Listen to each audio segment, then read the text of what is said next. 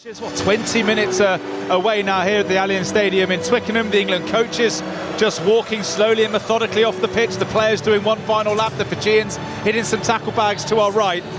And listening to Finn Smith there with Sarah, Paul Grayson, another England number 10 we've got with us here on 5 Sports Extra. Welcome as well to our listeners on Sports Extra 3 who would have been gripped by that thriller between Scotland and New Zealand. Talk to us about what Steve Borthwick's doing with his 10s, because a year ago, Grace, Marcus Smith was the man, Six Nations, Finn Smith was the man, Summer Tour, George Ford was the man. He's got options and he's just looking to manage them so they all, I suppose, stay engaged, and he gets the best out of all three of them. I think the key word out of that, he speaks so well, Finn Smith. He's articulate and measured and thoughtful, but he said there's competition for places, and the message is whoever's playing best is going to get the gig. I think the Lions Tour, brilliant for Finn Smith to go on, and then the last period of that, you're not playing a lot of rugby. George Ford steering the England team who went to Argentina to a Test Series victory and playing some of the best rugby of his life for Sale. So I think Borthwick was right to go with Ford last week and ring the changes here. New Zealand is a genuine who's playing best, who's the best player, so you're in that. So he's all of those things are under his control, because he couldn't pick Finn Smith in Argentina because he's with the Lions. George Ford was playing brilliantly, it was a no-brainer. Marcus Smith had the keys to the kingdom for a while and didn't really make it stick.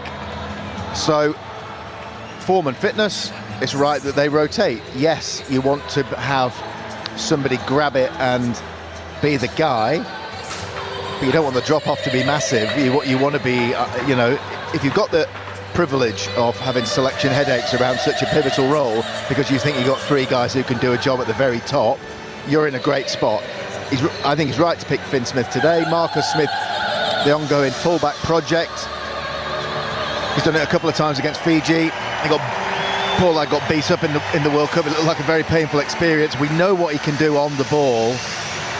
He will always beat players in open play. It's the next level for me that he needs to find the genuine understanding of, is it me or is it somebody else? What am I doing with, it's not just default setting is to run, because it's one of the hurdles that lots of athletically blessed young players have to get over, is that they can normally solve the puzzle themselves up until a certain age, and then you get found out, and then you've got to kind of backfill a bit of rugby intellect. So I think I'd like to see development from him in terms of his understanding, and opportunity for him to run today, but he'll be chomping at the bit to have a go at 10 again. Yeah. Do you see it then, Grace, as if it's George Ford and Finn Smith for 10, and then Marcus Smith is just a very, very useful player to have in your 23 because he can cover fullback, because he could change the game off the bench, perhaps at 10? It's just that point you make about kind of game management. He's playing for a Harlequins team who play quite a lot of rugby in a league where everyone is playing a lot of rugby. I don't think Steve Borthwick's necessarily going to see stuff from Marcus Smith in the Prem that goes, oh, that shows me he's ready to then be a Test 10. But if he's not getting opportunities, he's just going to lose ground to Ford and his namesake Finn if he really wants to wear 10 long term. Yeah, and their victory in the Prem against Saracens was a good opportunity in a tight game that he had to do something other, and he managed the team really well that day. So that is that's a feather in his cap. The nature of the Prem is that teams are happy to play with ball in hand, but it is what it is. Nobody has a right to play. You've got to wait for your opportunity, and when it presents itself, you step up. Today's an opportunity for him in the 15 shirt, to your point about him having the facility to influence the game from the bench. I think if George Furbank is fully fit, there's an entirely different conversation going on about who plays fullback for England and which way round you go, fullback first, Sats fly half second, because Furbank's done that for Northampton, and he'd have gone on the Lions in my book if he'd been fit. So there are more conversations to have around that role. But good options for Steve Borthwick to have. And the final one on fly half, Paul, who do you see? Well, I'm asking you to predict the future with what happens today, but say England do win in a game where they're tested, but they win by a bit. Finn Smith has a good solid game. I suppose my question is there enough that Finn Smith could do today to change Steve Borthwick's mind if he's already got George Ford penciled in for New Zealand next Saturday? Introduce himself to the 2 Fijian centres when they come straight down his channel. He has that advantage over both the other 2, Marcus Smith and George Ford. None of them particularly physically big. Finn Smith is an excellent defensive fly half, a really, really good tackler. It's not about bravery, it's just about he has a point of difference over the other two in that regard. And against the big boys, that really counts, so that might be something in his favour.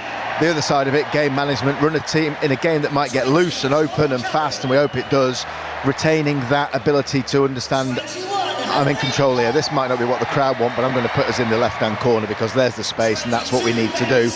Bit of maturity allied with the other stuff. So every game's a trial. It should be at international level. Well, it's going to be fascinating today to see how Finn Smith gets on and how Marcus Smith gets on. 15 minutes to go until kick-off. The teams are out very shortly because we're going to have the last post and a Remembrance Day silence, and then the anthems, then the Fijian Cultural Challenge, their version of the Haka the Simbi. That's all to come. So we'll have a good 10 minutes of real pre-match pomp and ceremony, and of course a moment of remembrance for Remembrance Weekend. On Fiji, Paul Grayson, the last time they were here at Twickenham, they won famously by 30 points to 22. The last time they met England was in a World Cup quarter-final. They lost a close one by 30 points to 24.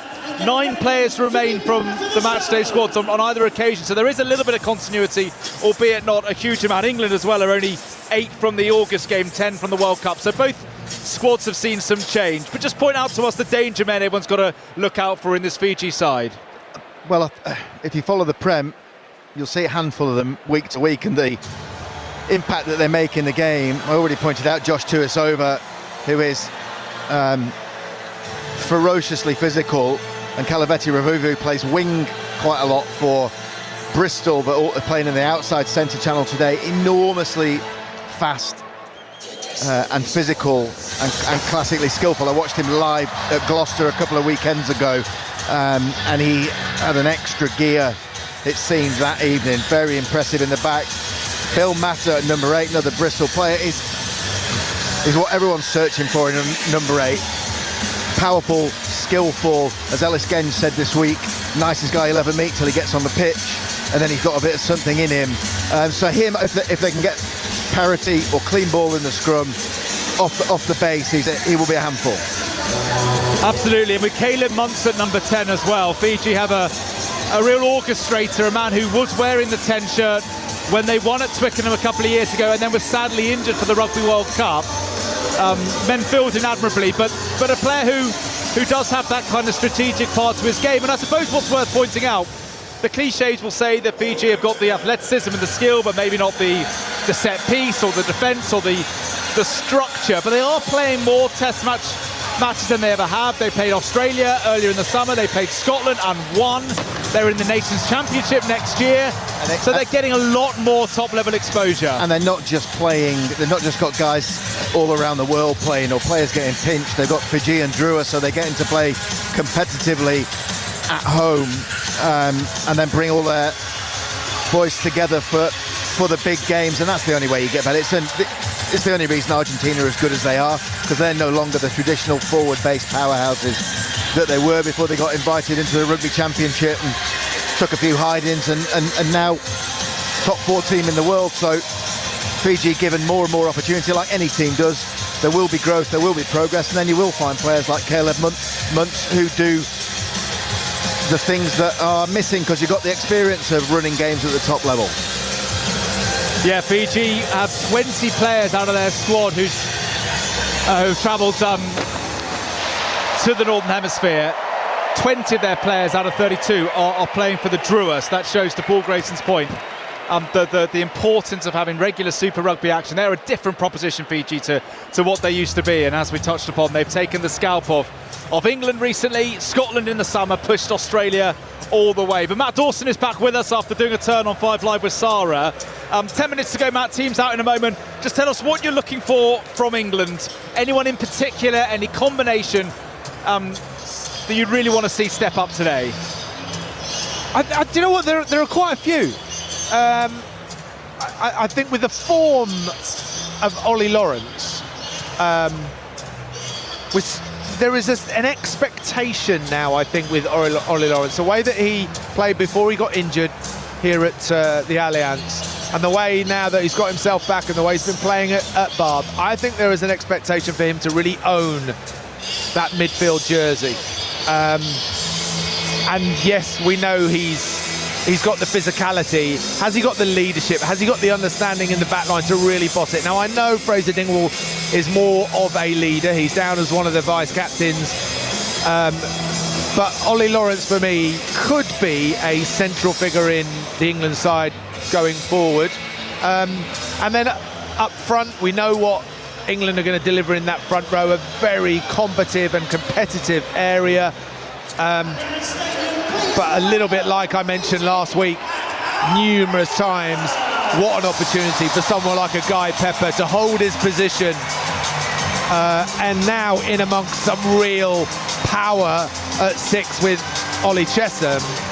I just feel, could this be an opportunity for Guy Pepper to put his hat in the ring, in a very competitive ring as well? Well, the teams are out. Spectacular light show here at Twickenham. England led out by Ellis Genge in their white training tops. Fiji in their light blue, not wearing their traditional black and white strips, but in their light blue. And the teams are lining up on the 15-metre line, because before the anthems, we're going to have a moment to mark Remembrance Weekend. We'll have the last post and then a silence for Remembrance Day, as we remember all those who've given their lives in combat. And Twickenham gets to its feet. Not quite full, a few patches of empty seats, but a very good crowd in nonetheless, as we go past 5:30, pitch black sky above us in southwest London. But the conditions are absolutely perfect for rugby. It is warm, it is dry, and unlike last weekend when the heavens opened and the rain came in, it couldn't be better for some international rugby union.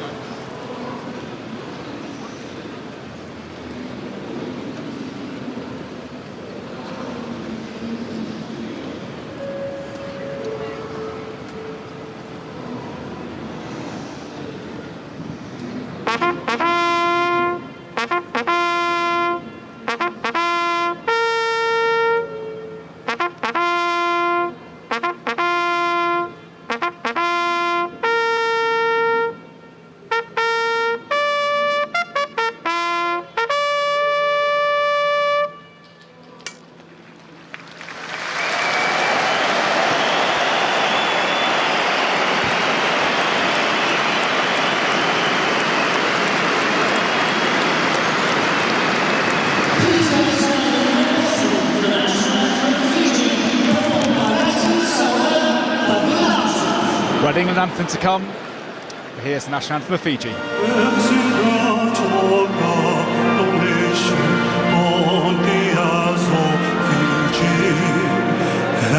As we stand united under long banner blue, as we honor and defend the cause, the freedom ever, all one march together.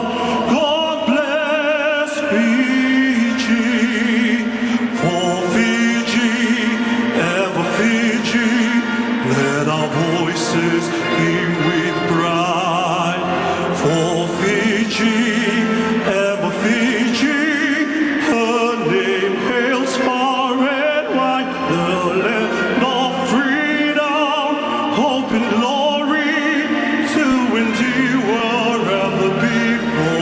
May God bless Fiji forevermore.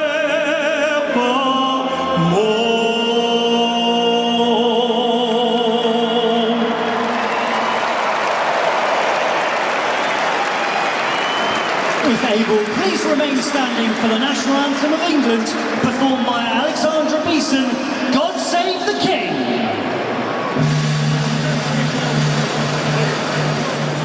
God save our gracious King, long live our noble King. God save our King. Send him victorious, happy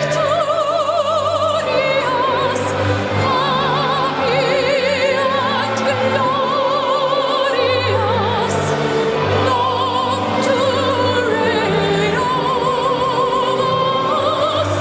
God save our King.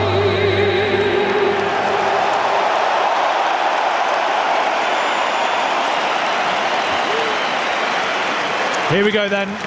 England to our left, taking off their white tracksuits. Fiji ready to go in their light blue, and they're ready before we kick off for their cultural challenge, the Thimby. They'll line up and offer down the challenge to England. Perfect evening, Matt Dawson, for some rugby. Yeah, wonderful. I mean, the players will be licking their lips at this opportunity, both sets. With those players that are coming in, some of them that we spoke about just before the national anthems there, you know, Chandler Cunningham South as well. You can imagine the physicality that England want to put on Fiji, because everyone's expecting Fiji to be very powerful, very elusive, loads of offloads, etc. But England have got these skills as well, and the likes of Pepper and Earl and Cunningham South, Lawrence, Freeman, Faya Waboso, you know, they want a piece of it as well. It's going to be a great contest. Yeah, going to be great. Fiji with Timo Maiavanua of Northampton now with a Drua. He's standing in the middle. They're all round him in a circle. At the front, the captain, Tavita Ikanaveri, leads the challenge, the Thimby.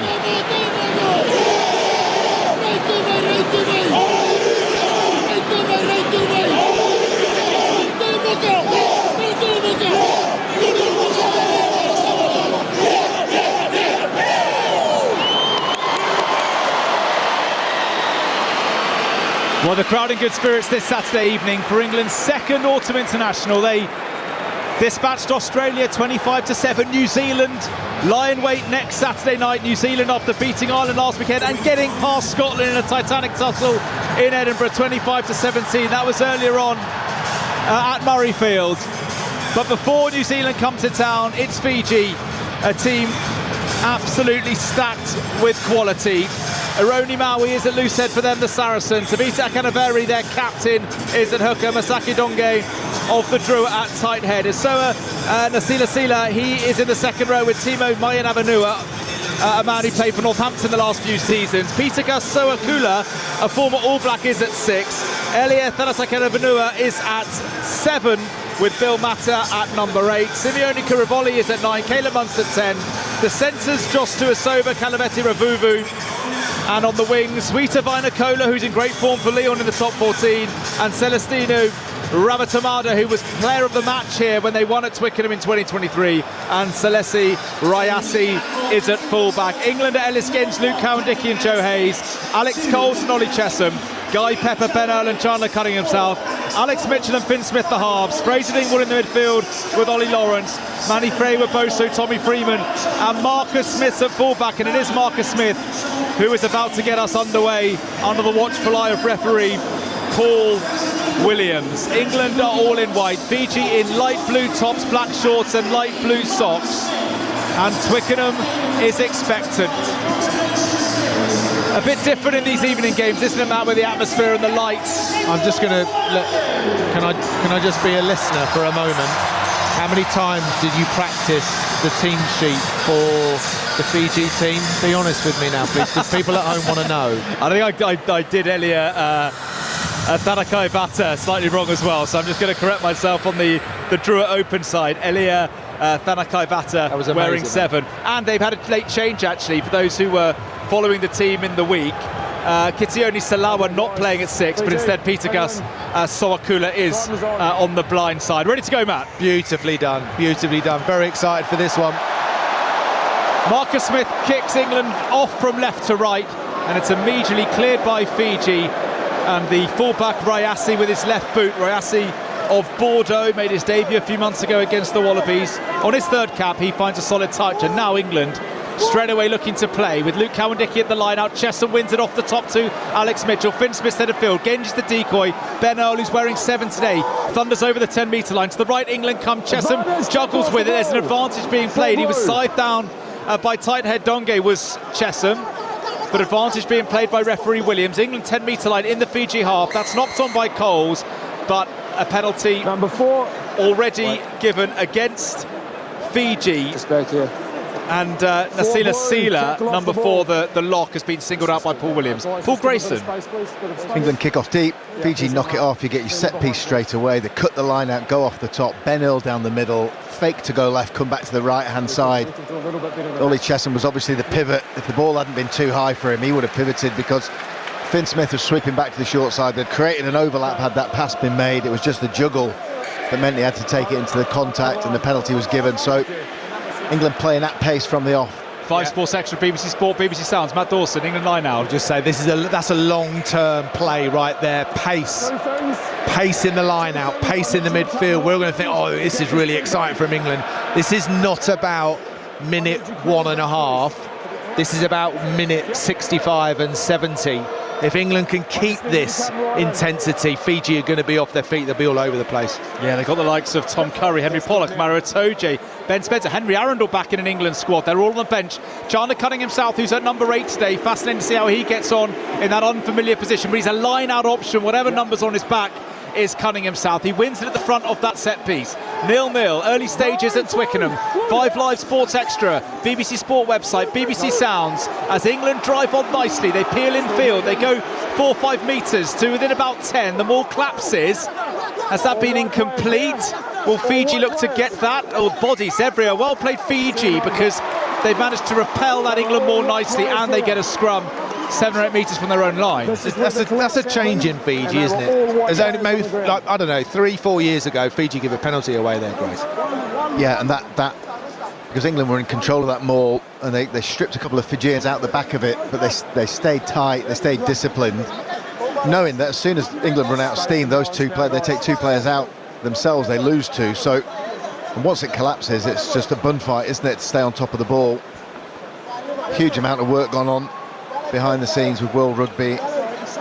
Coaches dropping in, helping them with just that, the set piece improvements, reflected in their results. Scrum half Kuravuli is preparing to feed. He featured off the bench in both those big England-Fiji games in 2023, the August World Cup warm-up, which Fiji won, the World Cup quarter-final, which England scraped by. It was a good weekend that in Marseille, wasn't it, Matt? Great World Cup. Tremendous. Does it feel? It feels about 2 and a bit years ago, I suppose. I was going to ask you how long ago it feels. Well, it's a little bit like the previous conversation we had with Scotland and New Zealand. That confidence of the win in those warm-up games that Fiji had over England, all of a sudden they're a bit like, well, you know, we can do this. Yeah. This isn't an impossible task. And yeah, it was tight in Marseille.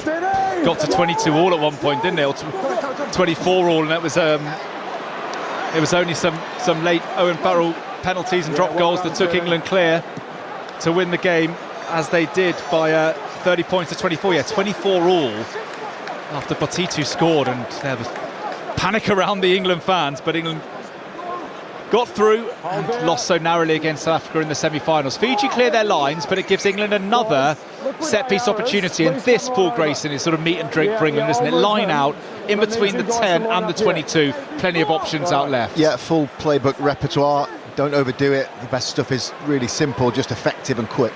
Charlie Cunningham South again, the line-out option. There's Alex Coles, or Guy Pepper wearing 6. He passed it out. Now Alex Mitchell, nice move this. Finn Smith still going. He's got Tommy Freeman, his clubmate, with him. Freeman goes into the 22. Now Mitchell comes back open, just to the left of the post. Now Mitchell goes blind. That's on the bounce to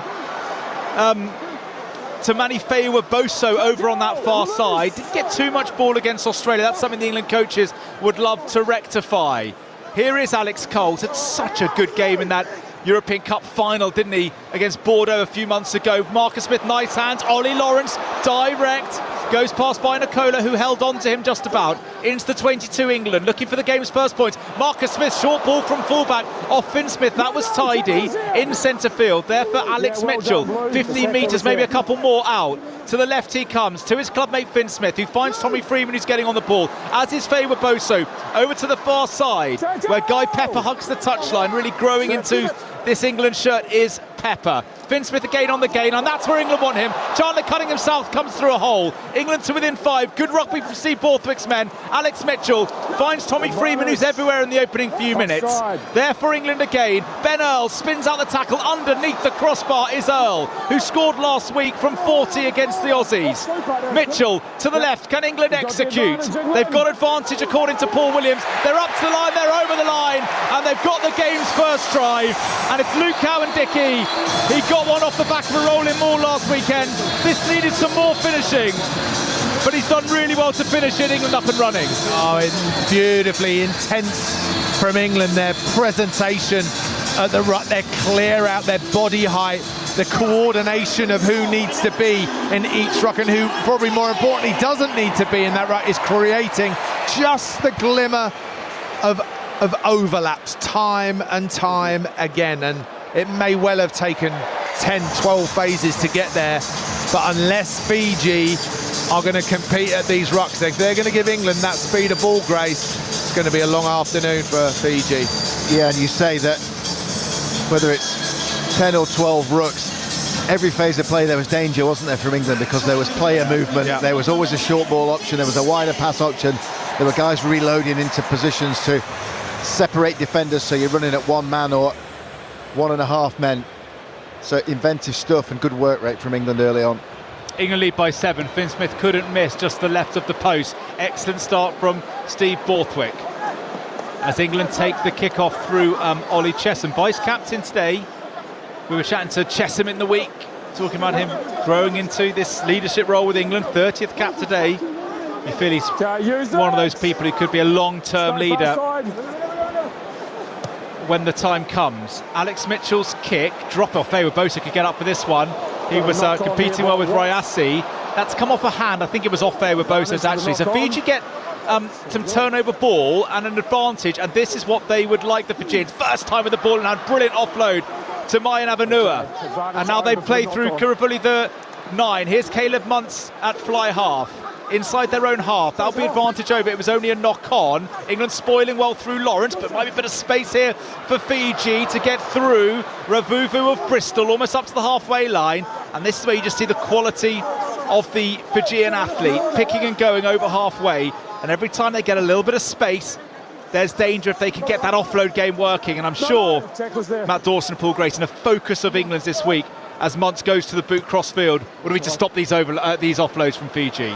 Yeah, defensive rigour from England, organised line, get some line speed, as we saw there with Ravuvu just having a dart. England trying to close from the outside Clear obstruction with a high defensive line, trying to cut off the passing lanes. From contesting for the ball. So you force the player to run, which they did. You've then got to make your tackles because he's a hell of an athlete, Ravuvu. They did that. It's a brilliant defensive workout playing against the Fijians, because they will do the unexpected, but the physical intensity of how they carry the ball, and it's kind of defence 101. Can you live with the physicality? And England have given a penalty away. Muntz went cross-field, and then Emmanuel Faye-Waboso was singled out by referee Williams for blocking the Fijian player. So it's a penalty to Fiji. Tight angle for Caleb Muntz. He will try and drill this as far into the 22 as he can, but it is really on the tight angle. So he's kind of gone for a banana, Paul Grayson. That's pretty good, actually, isn't it, from Muntz on that angle?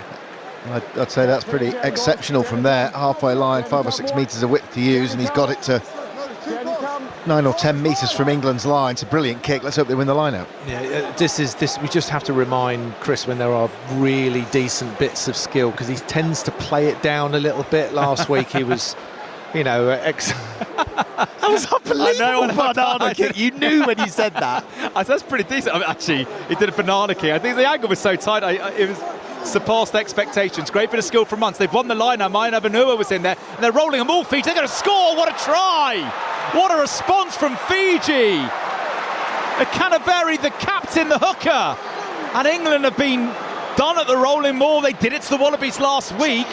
Bit of a taste of their own medicine. Excellent from Fiji. They're on the board. Yeah, it was, Grace was saying pre-kick-off, wasn't he? Just that, the difference in the expectation of what you think you're going to get from Fiji, and you just sensed that England were whether we're waiting for some kind of little breakout from the maul. What are the backs going to do? We're 5 or 10 metres from our own line. That's where the danger is. Go on, England forward. Just deal with the rolling maul. That's not a problem. No.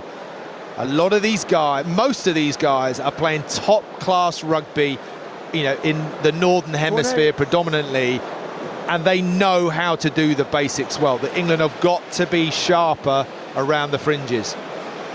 Yeah, Timo Maidavanua, who's had a few seasons at Northampton, took it in, and Canaveri scoring, and yeah, either in Europe or in Fiji with the Drua playing super rugby year on year on year.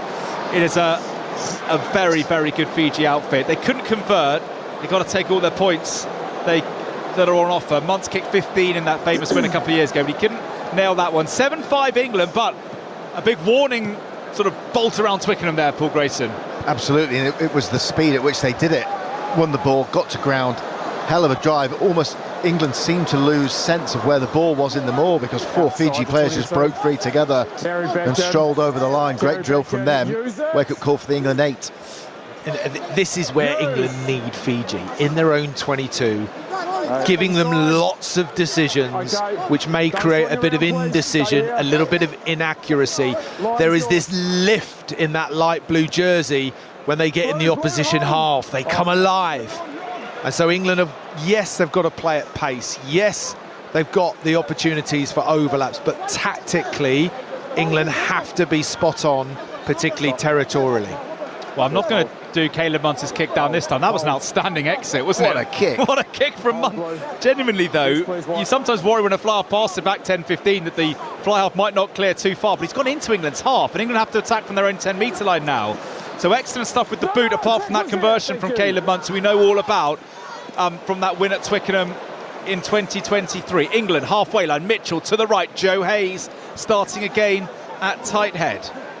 Mitchell to the right, Finn Smith on the gain line, deep to Marks with good hands from the Harlequin. Ben Earl out to Chandler Cunningham South. That's good from Cunningham South. Almost up to the 22. Alex Mitchell, long, wide ball into centre field. Willis Gaines, the skipper, sets it up in centre field. There for Alex Mitchell. Finn Smith, loads of hands on the ball, England, as they move it through Dingwall to Lawrence. Lawrence kicks for Faye-Waboso on the turn. Is Rayasi. He tidies up well, but Muntz could be in some trouble over on the far side. Manhandled out by Lawrence. England line out in the danger zone, 6 or 7 out.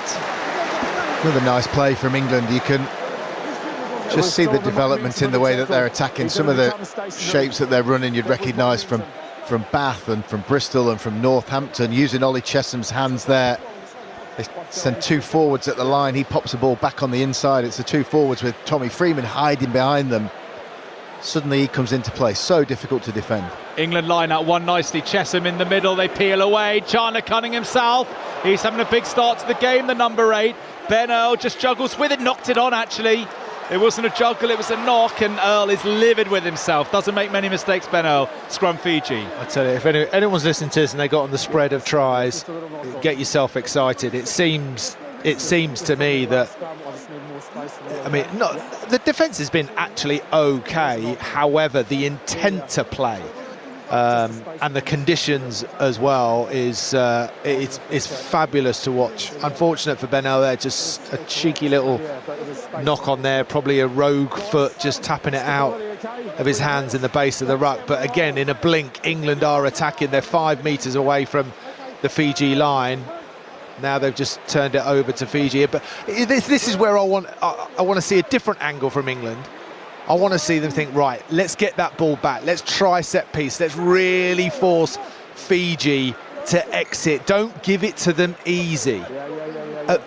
A really good result would be a line out around the 22 or something like that. Give yourself those little goals after making just a little mistake. Because on the last kickoff, Fiji got such a good exit. England couldn't really attack from halfway, could they? But as you say, Matt Dawson, England do get 25-30 out. That's a real opportunity to launch. 15 on the clock, England 7, Fiji 5. Can't stress how mild a November evening it is in southwest London. The pitch looking lush, the conditions impeccable for Test match rugby, with a thriller earlier at Murrayfield. New Zealand winning 25-17, another tale sadly of so near but yet so far for the Scots, whose wait for a first ever win over the All Blacks goes on. The All Blacks are in town next week, they'll be down to London tomorrow. How exciting is that?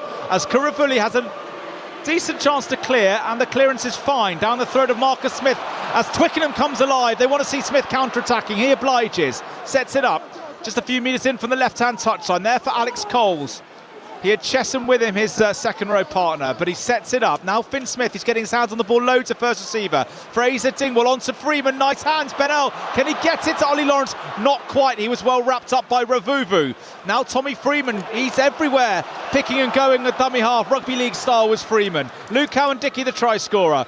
Mitchell now swings it in field to the rampaging Ollie Chesham. 15 in, Fiji over that ball, they might get a penalty here. What's the referee going to decide? It's been turned over by the Fijians.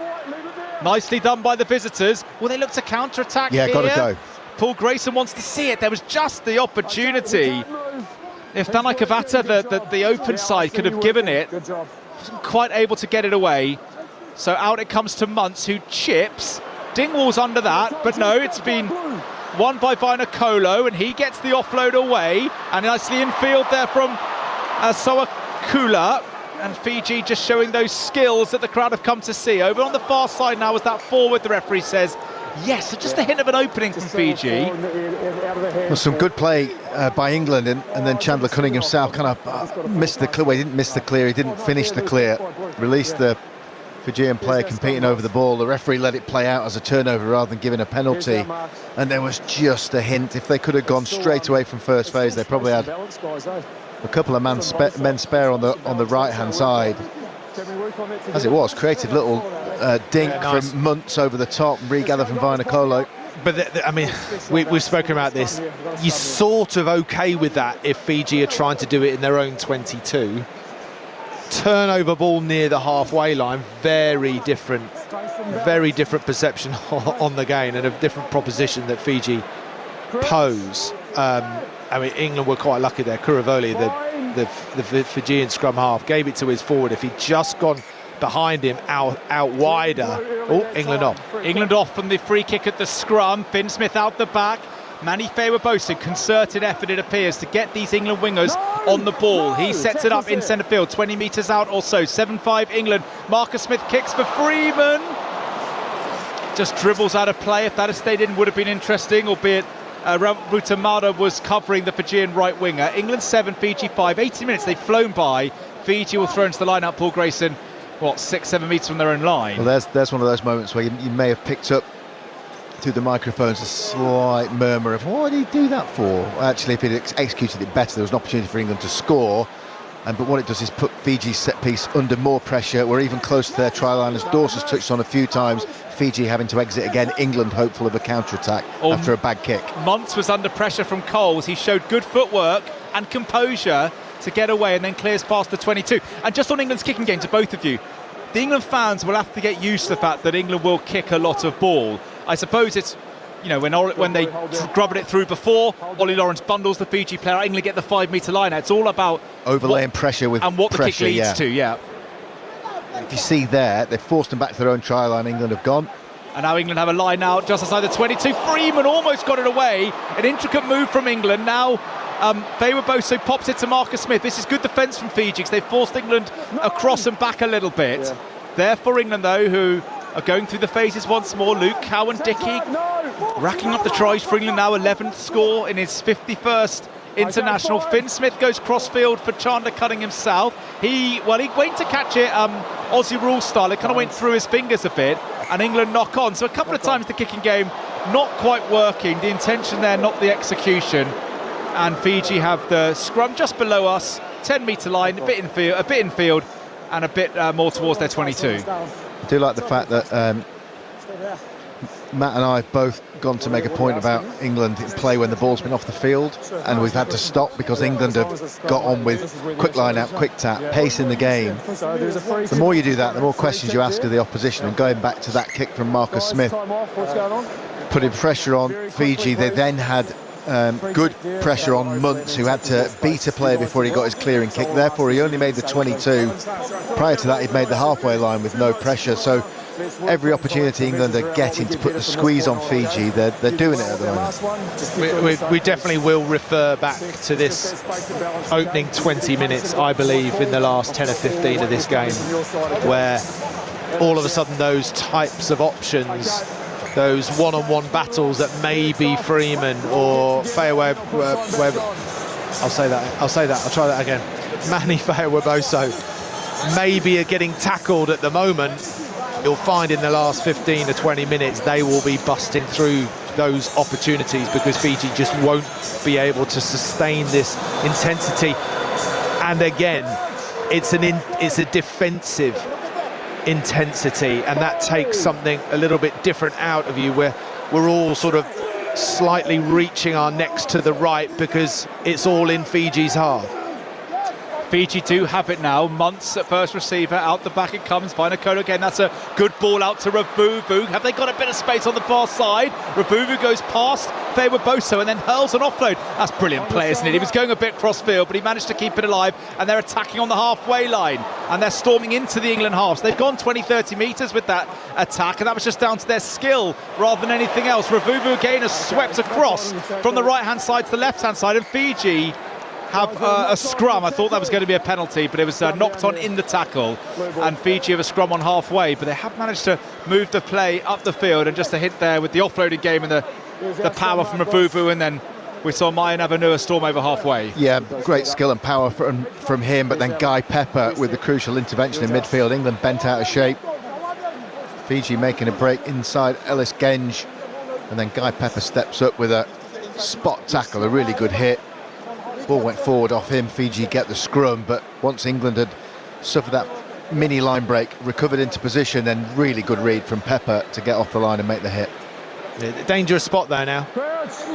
Yeah, scrum right in the middle of the field, right at the kick-off spot pretty much, and all the options open, and a free kick. Look out. Kick, here we go then. Just to Asova, not seen much from him on the ball, but he barrels over Lawrence, and he's still going. Is he up to the 10-metre line? What an incredible specimen Tuisova is. Been one of the leading players on the global stage for many years now, Josh Tuisova. Up to the 10-metre line go Fiji, who trail by 2, but they're well in this game at Twickenham. Caleb Muntz, Rayasi, the fullback, who goes over the 10-metre line. Chandler Cunning himself was trying a rip, but kept in Fijian possession. Kura volley now brings his forwards into play. That was Nasila Sila.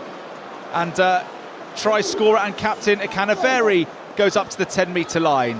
What have they got in phase play though now, Fiji? England look pretty set, that white wall on the 10-metre line. Caleb Muntz, wide it comes. Roberto tries to stand up, Freeman almost does, goes infield, brilliantly done Fiji. Kuravoli's tracking, he's kicked for himself, he wants a penalty, but Muntz is storming up, and Caleb Muntz scores, and Fiji lead.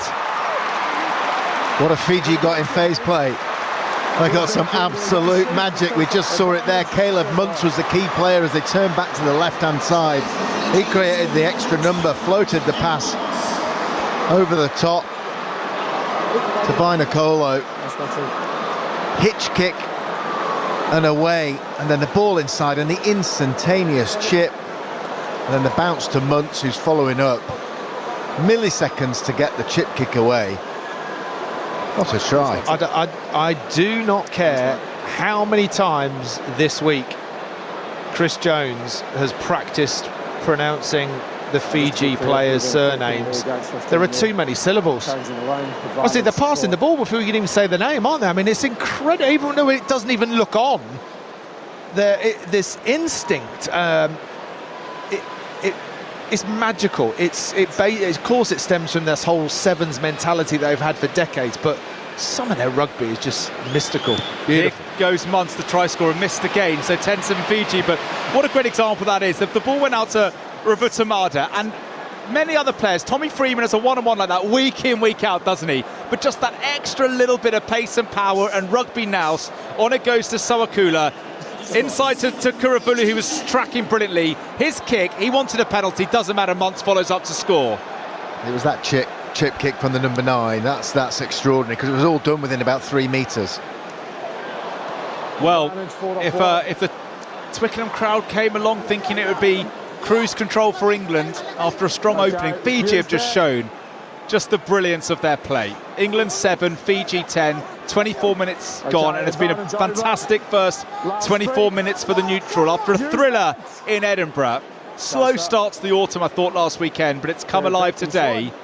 And Muntz, who's a very composed presence at fly half, he clears. He looks a little bit leggy. It's like he's got some kind of cramp or something, Caleb Muntz, after scoring that try. So can England exploit that? Because he's a bit ponderous in the backfield. But over on the far side, England attack now from that Muntz kick. They want a turnover, though, Fiji, and I think they've got it. Well, even without the great Levani Bottia, who's no longer on the scene, they're still a breakdown threat, are the Fijians, and they have it on their own 22. And this is where they will look to, you'd imagine, clear their lines. Although Muntz, Paul Grayson, I don't know if that's just the wind taken out of him when he scored, but he's not quite commanding play like he has been in the opening 20-odd minutes. No, if he's not hurt, he's struggling to get his heart rate down at the moment. Well, there's Manny Fawa-Bosa, got the crowd involved. England 10-7 down, now they attack. Finn Smith, nicely done. Chandler Cunning himself, he cuts an out to in line, and he's still going, Chandler Cunning himself. England to the right now, Marcus Smith from Finn Smith, he's got his hands on the ball plenty, as of all these England players really. Very different kind of game to the attritional fare of last week, but Fiji again make mischief at the breakdown, and Peter Vainikolo comes away with it, and Muntz looking for a kind of wiper kick. Fawa-Bosa might fancy this one, halfway line, 10 metres in from touch. It's breakneck speed this game as Fawa-Bosa is melted on the 10-metre line. There for England, who are looking to play at tempo. To Matt Dawson and Paul Grayson's point, will that tell in the final 20 when the air's taken out of the players? Back it comes from Mitchell to Finn Smith, who's deep in the pocket. He sends up a towering kick for his mate Tommy Freeman, but it's well taken. Caleb Muntz, Fiji wanted a penalty, but it looked like Paul Williams was happy that Freeman's timing was okay. England 7, Fiji 10, 14 to go. Oh no, they have got a penalty.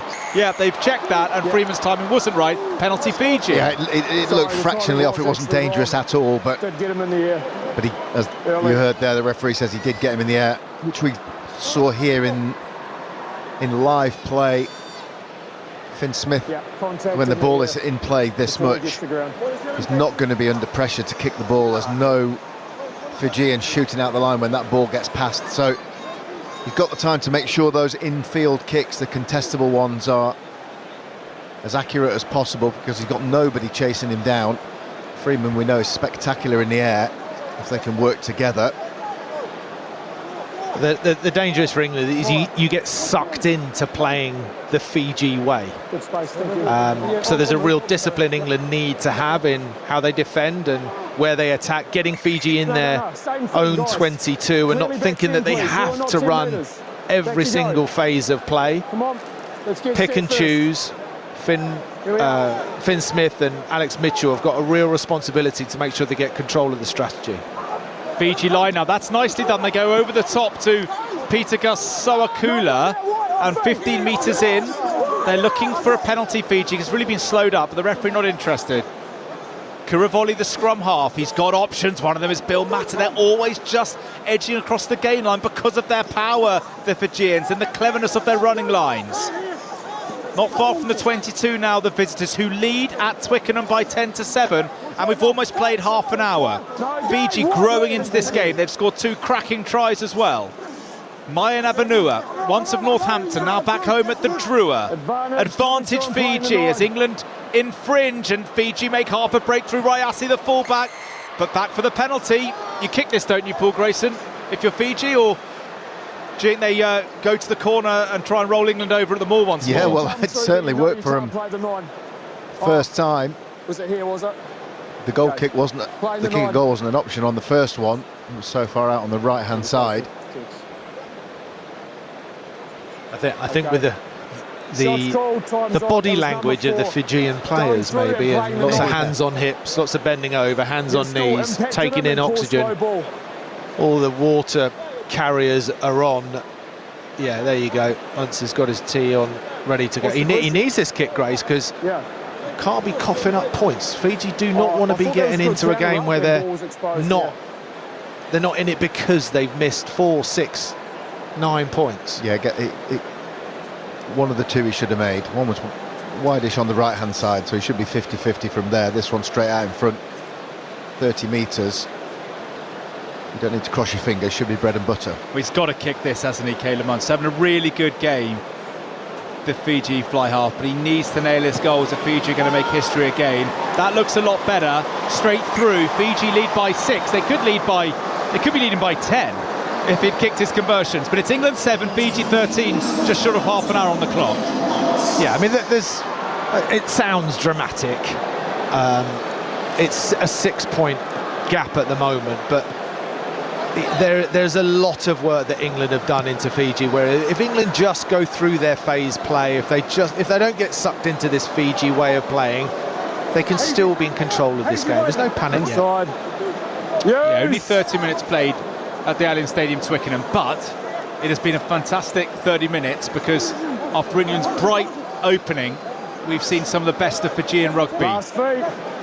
And also the way their game has improved over the years, rolling them all. And Munce, he's cleared again nicely, but this time infield, didn't make his touch. Freeman, Finn Smith, Marcus Smith dancing. Wide ball to Ollie Lawrence on the 10-metre line, far touch line. Lawrence to favour Boso, knocked on.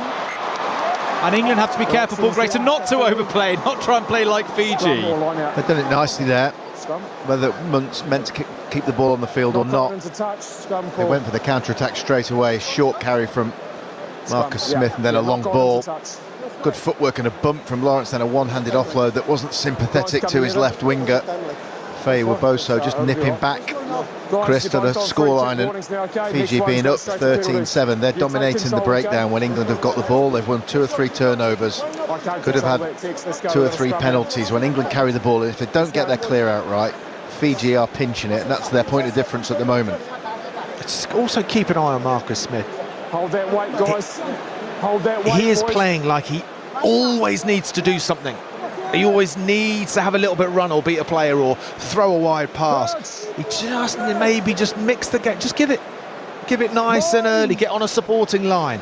Get the ball in on, get the ball in his hands 3rd or 4th phase where there's a little bit more space.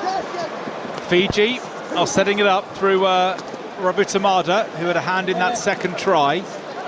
They're in between the 22 and the 10-metre line in their own territory. England won't mind it here, but they have to be wary. These Fijian players can go from anywhere. Slowish ball, though, and the forwards are being asked to truck it up. And Akanaberi, the captain and hooker, obliges. 15 metres in from the far touchline, in between the 22 and the 10. England 7, Fiji 13. 8.5 minutes left of a gripping first half at the home of English rugby on BBC Sounds and Sports Extra. The kick from Kuravoli has ended up in English possession. Yeah, a bit of a ricochet, but the first knock-on was by the Fijian chaser, and England will have the scrum just inside the Fiji half. They trail by 6. And it's an opportunity, first one for a while, to launch from a set piece. The game's been open, the ball stayed on the field.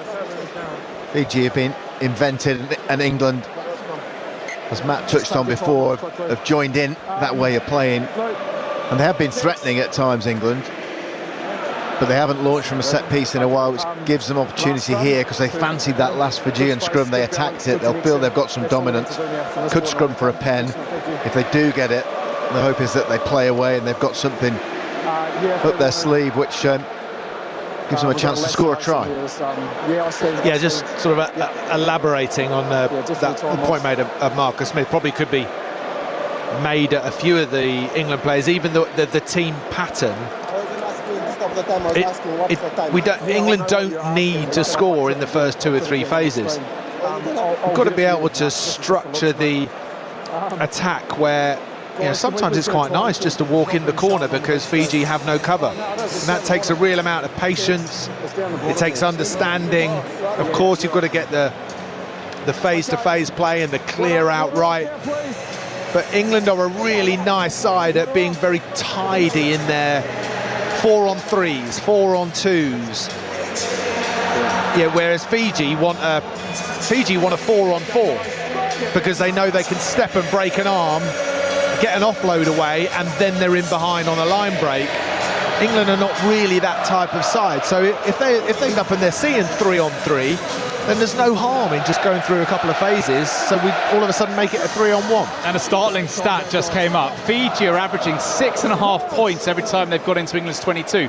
They spent 18 seconds in the England 22 and scored 13 points, which could have been 17 if they'd kicked their conversions. England are just over 1.4 for their points per entry. They need to get that a lot higher. Alex Mitchell, halfway line. It took a while for the scrum to go, but now play continues. Smith will kick for Freeman.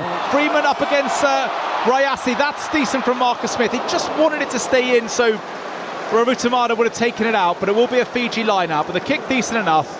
It boxes Fiji in 6 metres from their own line. I like that. I like it. It's a nice little nudge through from Marcus. I think ideally he probably wanted that ball to stay in.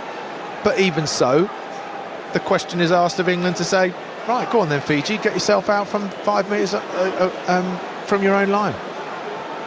He was annoyed with himself, Smith, as it went out. Had a little bit of a strop back on the halfway line, waving his hands at himself, but the intention was there. Well, Chandler Cunning himself just tackled Mata. What a meeting of power athletes there. Okay, but boys, Fiji's exits are really good. They're very, very solid. And that one takes play up, not far from the 10-metre line, more in between the 22 and the 10s. It's a good attacking platform now for England, but Fiji have done well, haven't they, when they have been boxed in, to at least get out of trouble. Yeah, and England now with, what we got, 6.5 minutes to half-time, re-establishing that pattern that they had early on, pinning Fiji back a little bit with a couple of nice kicks, giving themselves opportunity with set piece in a good spot to launch their attack.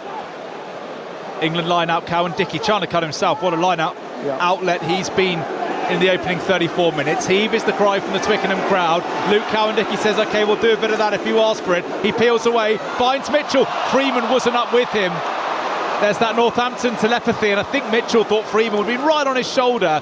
Freeman was deep, perhaps for a move on the open side. Fiji go quickly. And then Hayes thunders into one of the Fiji players. That was a prop. Dongi, his opposite number. But very amicable. I think they both understood that there was nothing malicious there. It was just didn't hear the whistle job. Fiji line out. Yeah, it was a bit of a shame that. It was a lovely driving ball, and Cowan Dickey sort of made a little dummy to go down the short side. Alex Mitchell was ready. Freeman was ready, and then realised he didn't go. And by the time Freeman got back onto his heels, they'd gone again. And he wasn't quite on the line, flat, ready to take what was a nice pass from Alex Mitchell. Fiji were in trouble, and they've offloaded their way out of trouble. And so Akula comes away with it. How do they do that? And they might have an opportunity open. Tuasova's got to tidy up. Ben Earl's all over him. Good work from Ben Earl. But Fiji were on their own line, and suddenly they're back on England's 10, and now they're in their own 22.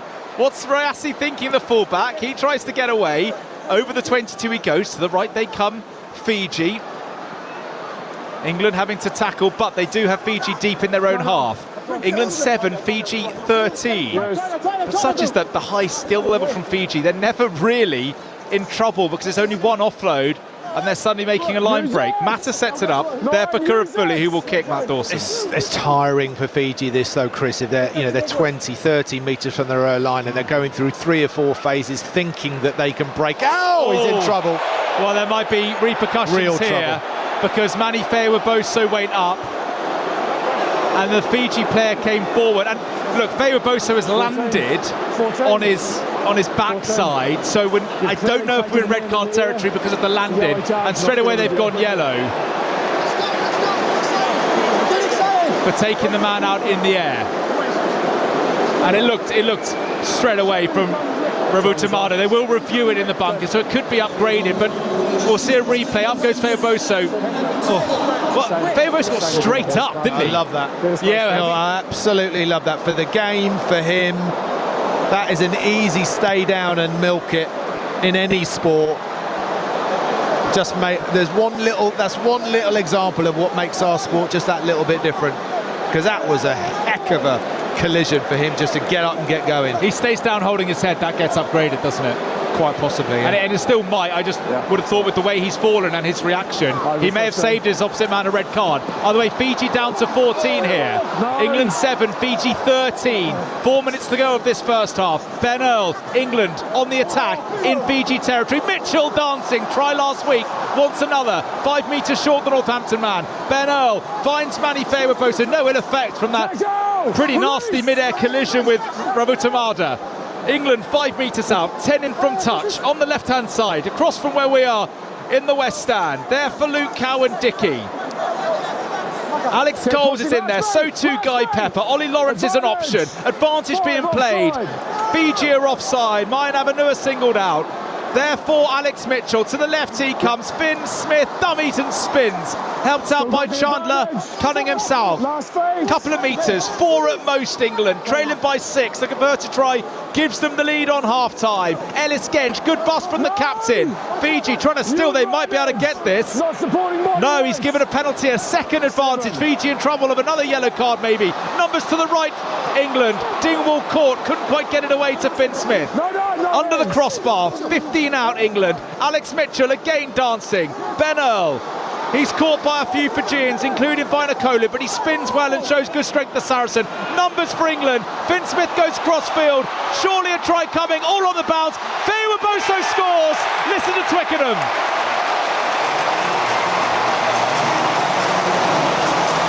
Such patience from England. Under attack, high shots, yellow cards, offsides, even a ball on the retreat. Dingwall couldn't quite get the ball away, took the hit. For all money, the referee's going back for the advantage. Credit to the referee for not. And then Finn Smith, Paul Grayson spotting some vision. I didn't even see it myself, but the communication and the vision from Finn Smith, beautiful. With the player off, the line shortened, they changed direction a couple of times. As you say, patient. When Dingwall went backwards, they weren't in trouble. Fiji were always compromised defensively. And then a dink into the space, he could have kicked it straight to Feoboso where he was stood, stepped off his left and finished. But well done, England's left winger, after that collision in the air, to get back up and just get on with the game. Deserves his try. Oh, good game this, isn't it? England 12, Fiji 13. Finn Smith for the lead. Yeah, nicely done by Finn Smith. You work with Finn Smith as a goal kicker, Paul Grace. You'd have followed his career closely. Yep, seen him do a lot. He's not been in red-hot form this season, but you could hear that one off the boot. Very solid sounding hit, and it goes like that sometimes. There's been a lot. You forget he's a very young player. Came to Northampton after he'd lost his job at Worcester when they went bust. Then you find yourself signing as a marquee player. You go on the Lions tour, there's plenty of distractions. Sometimes we forget that these young men have got lots going on off the field as well. We expect them just to be routinely excellent. Well, that was an excellent kick. And England lead by a point with under a minute to go of this first half. England 14, Fiji 13, 2 tries apiece. Emmanuel Feoboso 6 in 11 now. That's a good strike rate in his fledgling international career so far. Injuries to contend with last season. He got a ban as well, which meant he missed a couple of England Test matches in the summer. But back and scoring tries. And now Fiji looking to the final word in this first half, which has 10 seconds left to run. Halfway line. Will Kuravoli play for half-time, or will Fiji say, do you know what, it just takes one offload and one half break to suddenly bust England's line. I'm not sure they've got it in them. Use it! They look short of breath, Chris, don't they? Looks like they need half-time, Fiji. And they're certainly playing like it, unless it's a little bit of a rope-a-dope, you know, going in quietly to a ruck and then suddenly they do something. But I would imagine Kurivoli will say, let's have half-time, as they pick and go and just truck it up on the right, on the halfway line. And yeah, Caleb Munt says, let's get into the sheds and regroup. Right, lots to go at. He kicks it into the east stand. England 14, Fiji 13. We're going to hear from Eddie Jones, the former England boss. He's done a big interview with our colleagues at BBC Northern. That's to come after the half-time thoughts of Matt Dawson, but first Paul Grayson. 14-13, would we have predicted that? Possibly, actually. It would be disrespectful for Fiji. We said pre-game that they will pose England a physical threat and they will do things that take your breath away and you can't legislate for in the week. You can do all the analysis you like, but for a scrum half to be able to catch a ball behind and do a chip and chase in 3 metres and you fly off to scoop it up and score. Some otherworldly stuff at times from Fiji. England started red hot and then lost the battle of the break. In possession, they were turned over 3 or 4 times by Fiji when they were in all-out attack and lost their shape a little bit as a result of it. They've done well to recompose themselves to take the lead at half-time, but the only difference between the two teams at the moment is off the kicking team.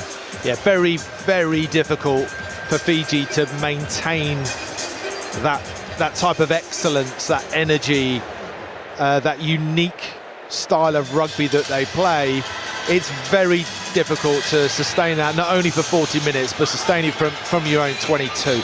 And a vast majority of the game has been played in their own half, and fair play to them. They are relentless in their ambition to try and play this way. But you've just seen the last 5 minutes, whether it was a crazy tackle in the air on Fairweather, so that all of a sudden you go down to 14 men. You know, the head goes to mush. You make some poor decisions, and you could just see Fiji were getting really, really tired. I'll revert back to what we've all spoken about. You know, in the last 10 or 15 minutes, Fiji need to be in this game, or it's going to get away with them, because England look very much in control. They look composed. Their strategy seems to work. Yes, they had 5 or 10 minutes where maybe they joined in the Fiji parade, but they got themselves through that, and I would expect England to press on in the second half, particularly with the bench to come. Great stuff as always, Matt Dawson and Paul Grayson. Back with them in around about 10 minutes or so here at the Allianz Stadium in Twickenham. England 14, Fiji 13. Elsewhere today, heartbreak, we mentioned it at the top of the show, heartbreak for Scotland against the All Blacks. 17 all, they had their chances, but New Zealand came on strong at the end to win 25-17 and continue their long unbeaten run against the Scots. Elsewhere, Ireland, comfortable winners over Eddie Jones' Japan, but with Eddie Jones in Dublin, it was a chance for him to guest on the Ireland Rugby Social this week. The former England head coach in top form as always. Loads to come on his plans for the future of the game, where he sees his future, because at the age of 65, he still has the coaching bug and is vowed to be at the next World Cup. Yeah, I wanted to do either Australia or Japan to the Australian World Cup, and the first choice was Australia. But because of circumstances, a lot beyond my control, and the year I had, I didn't coach well. You know, I'll put my hand up. I tried to do things too quickly. So then Japan became an option, and I want to give back to the game. You know, I've been lucky enough to coach for a long period of time, and I want to make Japan, within the conditions we've got, how can we make it sustainably successful? You know, because those 2015 and 2019 teams, sometimes you're lucky, you get a group of players come through at the same time and they help you win, you know. But then, well, rugby's funny in Japan, mate. You know, you can be top of the pops and you can have front page coverage, and then in a twist you can have a tiny little section like this, and it's very contingent on winning, and winning at international level. If you're winning at international level, it's a top 5, top 6 sport in Japan. If you're not winning, it's down 8, 9, 10 no one really cares about. The League One's become a lot bigger, but on the back of company money and on the back of buying overseas stars.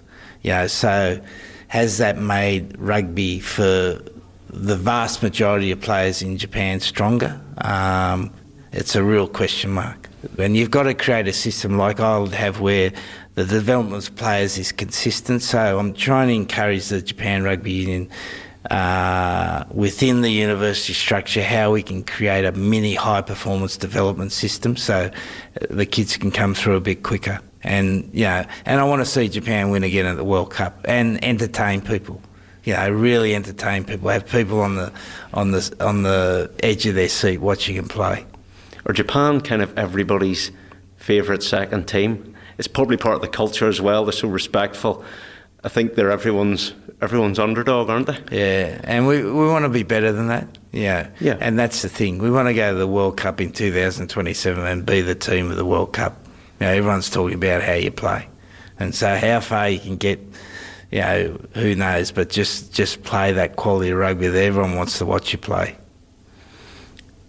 If we think back of those 30 years, think about all your experiences, what do you think maybe rugby is facing now in terms of challenges? It feels like a difficult time for the game. Yeah, well, I think there's two key areas. I think there's the game itself and then the professionalism of the game. There's no doubt in terms of the professionalism of the game, we're at a financial point where something's going to have to give. Like Test match rugby, teams are now playing closer to 15 tests and 12 tests because everyone needs more tests, because they need more money. So those 15 tests now, say it takes up 22 weeks. So you've got 30 weeks left of the year. And so how can you have a strong domestic comp in a 30-week season? The most obvious thing is everyone has 10-team comps. They all play at the same time. Then you have a window for some sort of world club competition that puts an icing on the cake. But that's going to take a huge realignment of world rugby. But I think we need to get to that.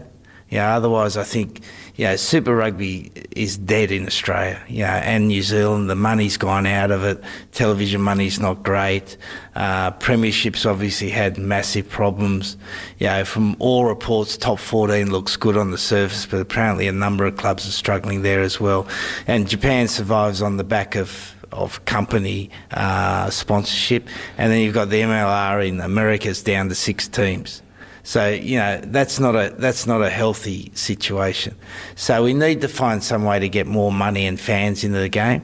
And I think part of it is that at Test rugby, the game is massively attractive, because it's attritional, it can be open, but it's a fierce traditional competition. But I think, sports fans generally want to see something fast and exciting now. So do we need a sort of a hybrid game at a domestic level that's more exciting? Have the serious domestic comps and then have some sort of IPL type 2012 aside, some sort of concept that encourages new fans to come in. But the big part I think that we've got to get right is the TMO. I think at the moment the TMO is killing the game. And, we saw that farce in New Zealand and Ireland.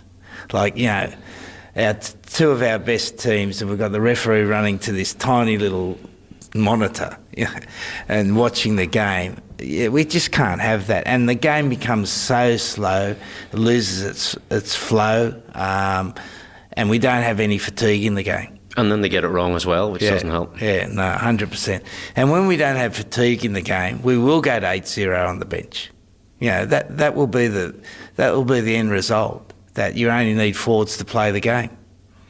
So we need to have fatigue in the game. We need to break the game open, and to do that we have to decrease the ball out of play time. It's not so much increasing the ball in play. That's stayed steady at about 35, 36, but the ball out of play has gone from 45 minutes to 55 to some games 60 minutes. So the players are getting so much rest that we've got no fatigue, and that doesn't help the ball movement. What about this R360 concept? Do you think that's got legs then, if they're looking for something to fill the void? Well, they must have plenty of money, mate. That's the only thing I know. If they're serious about doing it, they're going to ship 6 teams into a city and play games. And I would think in the first instance that the only players are going to go are players that are finished at the top level, and they want a bit of fun and they want to get paid well, and that's great. Will it bring something different to the game? If it survives, maybe. Would you like to see rule changes to sort out the ball and play time, or is it down to replacements? To me, it's the TMO, mate. We get the TMO right. Like, I think we should just go to goal line decisions, 3 phases before a goal line, and then if you see a red card offence that's been missed, you can come in. Otherwise, leave it to the referee. And accept that we're going to make mistakes. Pour as much money as we can into referee development. And I think that's a key area, that if we could get 20 referees all working together, employed by World Rugby, and they're really at it the whole year, because we always see the refereeing better at the World Cup, and one of the reasons is that they're all together for that period of time, they're all working together, the same interpretation is being pushed. Because, they go to this thing at Lensbury, right, on the weekend, right? Or they had it for the last 3 days, and they all agree on everything. Then they get back to their countries and they say, well, we're not that keen on doing that, and they referee to what their country wants. So we get this, gap in interpretation between the referees, but we don't get that at the World Cup. We get it fairly consistent. So I think we need a central pool of refs. You absolutely love this, Del. How long can you go on? Well, I don't have any preconception, and maybe my wife might make the decision this time. But I'll go to the next World Cup and then we'll take it from there. But I love the game, and I really love coaching, and I want to see the game get better. As you said, I think we're going through this little tricky period now, and we need to sort the game out. Eddie Jones with Gavin Andrews, feature-length chat on the Ireland Rugby Social. Fascinating views on the future of the game from Eddie Jones. Paul Grayson, as we wait for the second half, England 14, Fiji 13. Gavin asked Eddie Jones there about R360, the Red Bull competition that's due to launch next year. What's your take on it? Do you share Eddie Jones's concerns about their ability to attract the top players? Because many of them seem to be re-signing for their clubs, and therefore the status quo. Yeah, it's an area of the game where innovation and people trying to find a way to square a circle that's been very complex, 30 years and counting professional rugby, without ever really quite managing to nail down a perfect season that suits everyone, and everybody being prepared to give enough away to make it work. And Live Golf, I think, is an example of innovation that I think live, if you're there at the event, the golf 54-hole shotgun starts is a great thing, but they've now changed their rules to go back to 72-hole competitions, because the 2 or 3 best players in the world that they got to go there, Cam Smith, John Rahm, and this is not quite helping us get ready. So it's become what they left, because what they left was better. And I do find the R360 as a concept, I don't know how you're going to get enough quality players to sign up for it to make the tournament relevant. Someone's going to spend a lot of money, and I can't quite work out how you're ever going to see anything back, because let's face it, innovation, we want to change the game, we want to safeguard the game, etc., etc., but there's plenty of people out there working out when is the big payday from getting involved with rugby union on a global level. When do you get your Formula One, buy the rights, sell them again, make £1 billion? It's not happening in rugby union anytime soon, I don't think. So I think it's something that probably focuses the minds of the current stakeholders in the game, because they will perceive it as a threat, and hopefully some good things can come from that. But I can't work out how it will work myself. Yeah. Well, we'll see on that front, but many more pressing matters in hand, not least this second half. England 14, Fiji 13. The full Eddie Jones chat, by the way, on the Ireland Rugby Social with Gavin Andrews and Conor Murray, the special co-host. So really good listen. And I would recommend downloading and subscribing to the Ireland Rugby Social as well as your Rugby Union Weekly and other rugby podcasts through BBC Sounds. Fiji are out, England are out. England scoring that try towards the end of the first half through Emmanuel Feiwa-Boso, who was taken out in the air dramatically. Fiji down to 14 with a man in the sin bin, and we haven't seen any indication that's been upgraded. So it looks like it's staying just as a yellow card for Ravu Tamada, who'll be back on in the next few minutes. Caleb Muntz prepares to kick us off, playing from left to right, Fiji. They scored 2 excellent tries in that first half, but England scored 2 good tries of their own, meaning it is tight and it is tense and it is in the balance as we await the second half. Matt Dawson, as Caleb Muntz gets us underway, what do you want from England this second 40? Yeah, more of the same, Chris. More of the same. Going for the ball. I think it's exactly what they would have expected from Fiji. They would have been worried about that potent threat, that individual threat that Fiji have. And England have dealt with it pretty well so far. The only time that they've got sucked into playing maybe in the wrong parts of the field, Fiji have punished them. So England are doing all right. Well, it looks like an injury to Selesi Rayasi. Came up for a high ball. No suggestion of foul play, but I wonder if he's injured himself when he came down. Oh, he was taken in the outer penalty, isn't it? Yeah, I think Feiwa-Boso got that fractionally early. We see a replay and the Fiji players on the bench waving their arms because their fullback was made contact with. Nothing like the collision on the other side that saw Emmanuel Feiwa-Boso come down from a great height, land on his chest, bounce up back to his feet, carry on playing. That was extraordinary, and fortunately not injured in the slightest. Rayasi looks in a little bit of discomfort. It is going to be a Fiji penalty, yeah. Yeah, I mean, it was on reflection, that's a sloppy penalty from England. Didn't need to do it. I mean, Ravisi was actually sort of looking for it a little bit, just shaping his body, extending his legs, so if there was any kind of contact whilst he was in there. Very clever, very, very clever. Any kind of review, you would have definitely have seen contact. I've not seen this before, but Tavita Ikanaveri, he walks up to where the line-out's going to be. I don't know why that's amused me so much, but you know, instead of staying level with his hooker, he goes off the pitch, trots 30 metres further out. Real confidence in Caleb Muntz, who's telling his fly half where to kick it. Exactly, he's saying, get me in the 22. I'm the skipper, and if I have to go backwards, you're off. He lands on his front, not a high degree danger, okay? Just a yellow card. You may have heard Paul Williams speak to the aforementioned Ikanaveri. And as we suspected, it was the landing from Feiwa-Boso that saved it being a 20-minute red card or worse. But the fact that Feiwa-Boso got up, didn't hold his head or anything, really is testament to the player. Here is Josh Tuasova, thunders into Finn Smith, who does well, doesn't he, Paul Grayson, to hold tackle. his ground. Now Ravuvu into the 22 Fiji go. They are not done in any shape or form, especially with Ravu Tamada coming back on the field shortly. Here is Donge, the tight head prop, into the England 22.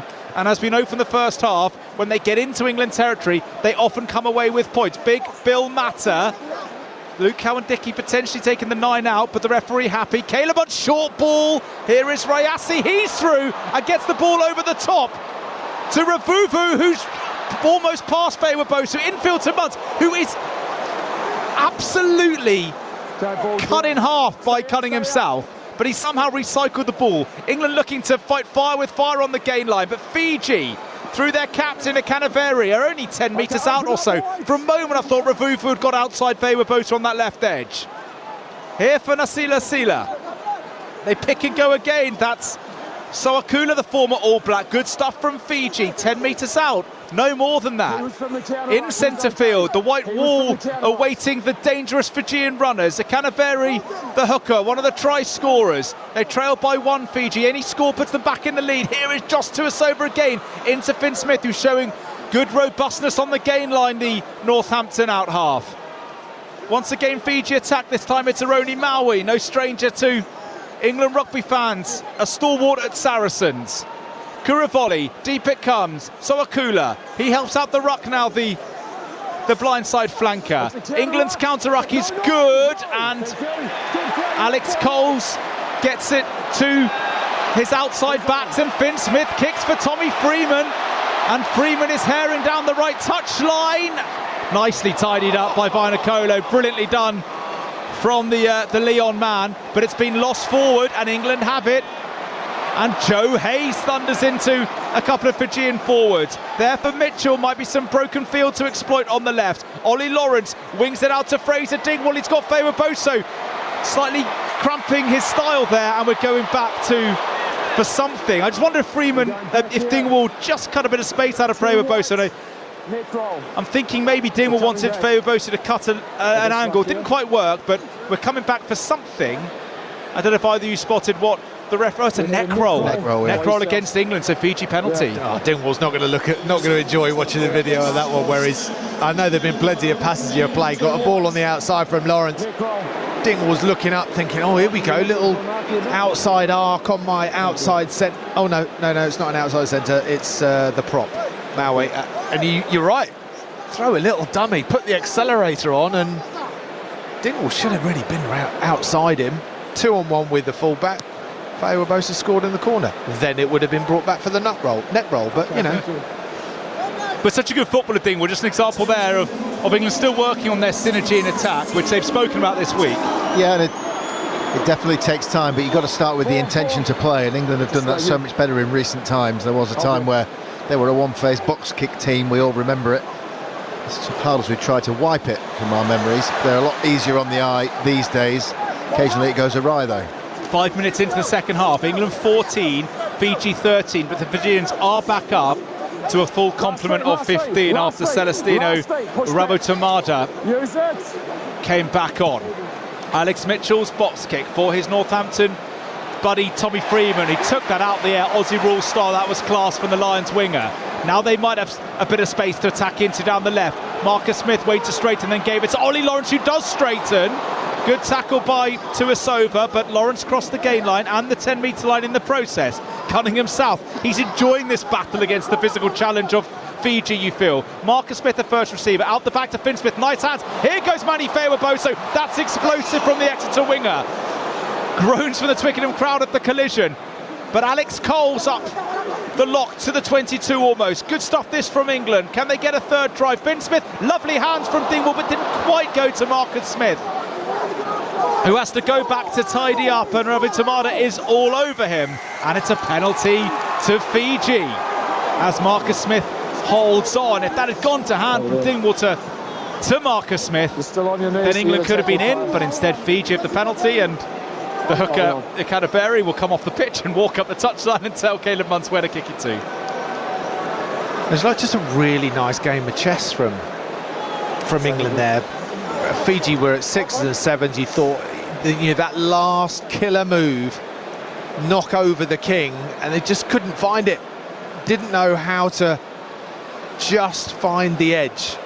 But very encouraging from England. Everyone running really nice lines, presenting fantastic ball, and then the likes of Chesham and Cunningham South, Ellis Genge just making inroads. Drop.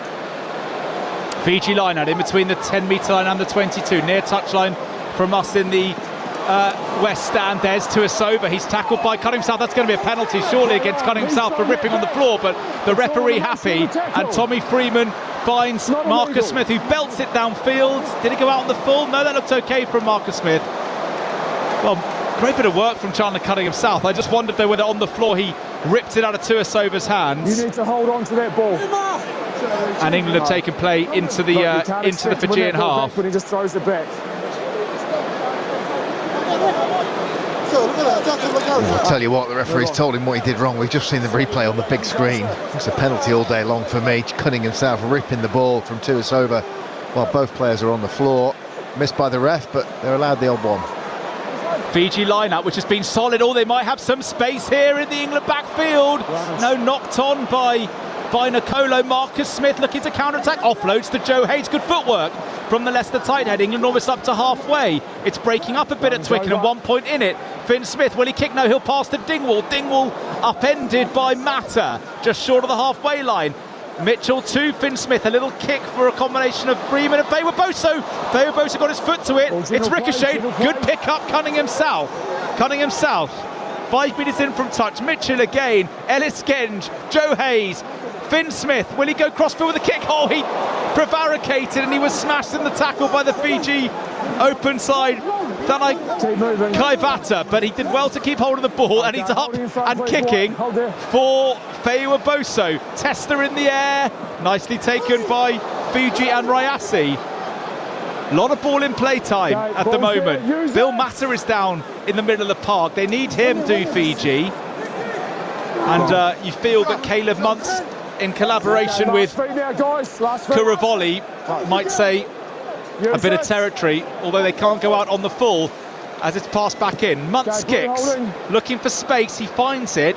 Oh, decent kick from Muntz, finds some grass, across goes Freeman in his orange boots. Can he link with Finn Smith? Instead he links with Ben Earl, who's away, and he goes inside to Finn Smith, and Twickenham enjoyed that. Nice ball now to Ollie Lawrence. Good rugby England. Ollie Lawrence steps, throws a dummy, 5 metres out, 3 metres out. Lawrence up to the line, Alex Mitchell, dummies. Oh, he's cut down just short. It's Mitchell. Someone's got to score. Ellis Genge round the corner. Try England. And I'm pretty sure it's the captain on the day, Ellis Genge, who's got his try. And England extend their lead on the 50-minute mark.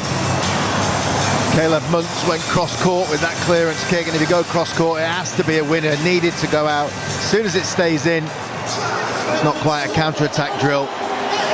But Ben Earl knew that he was going to get a short pass if he ran his line. Lots of talk about him playing in the backs. That's just a good open side, offering himself up and then being a link man back to Finn Smith. Lovely trickery with the ball in two hands from Ollie Lawrence to get almost to the line. Mitchell had let the first pass go. I think there might have been a penalty try because there were a couple of Fijian stragglers, but held on wisely. There was an intake of breath there. You can imagine the players on the field like, oh no, don't go. It's like a three-man overlap. Oh no, it's fine. Ellis Genge just tidies up to score the points. Great counter-attack from England, picking people off under pressure. As we were saying in the first half, it's just that's the cleverness of this England side now, their recognition of when to attack, when to counter. These are great experiences for these players out here, up against very intimidating defences. You mentioned Finn Smith a couple of times, Jonesy, on his carrying ability.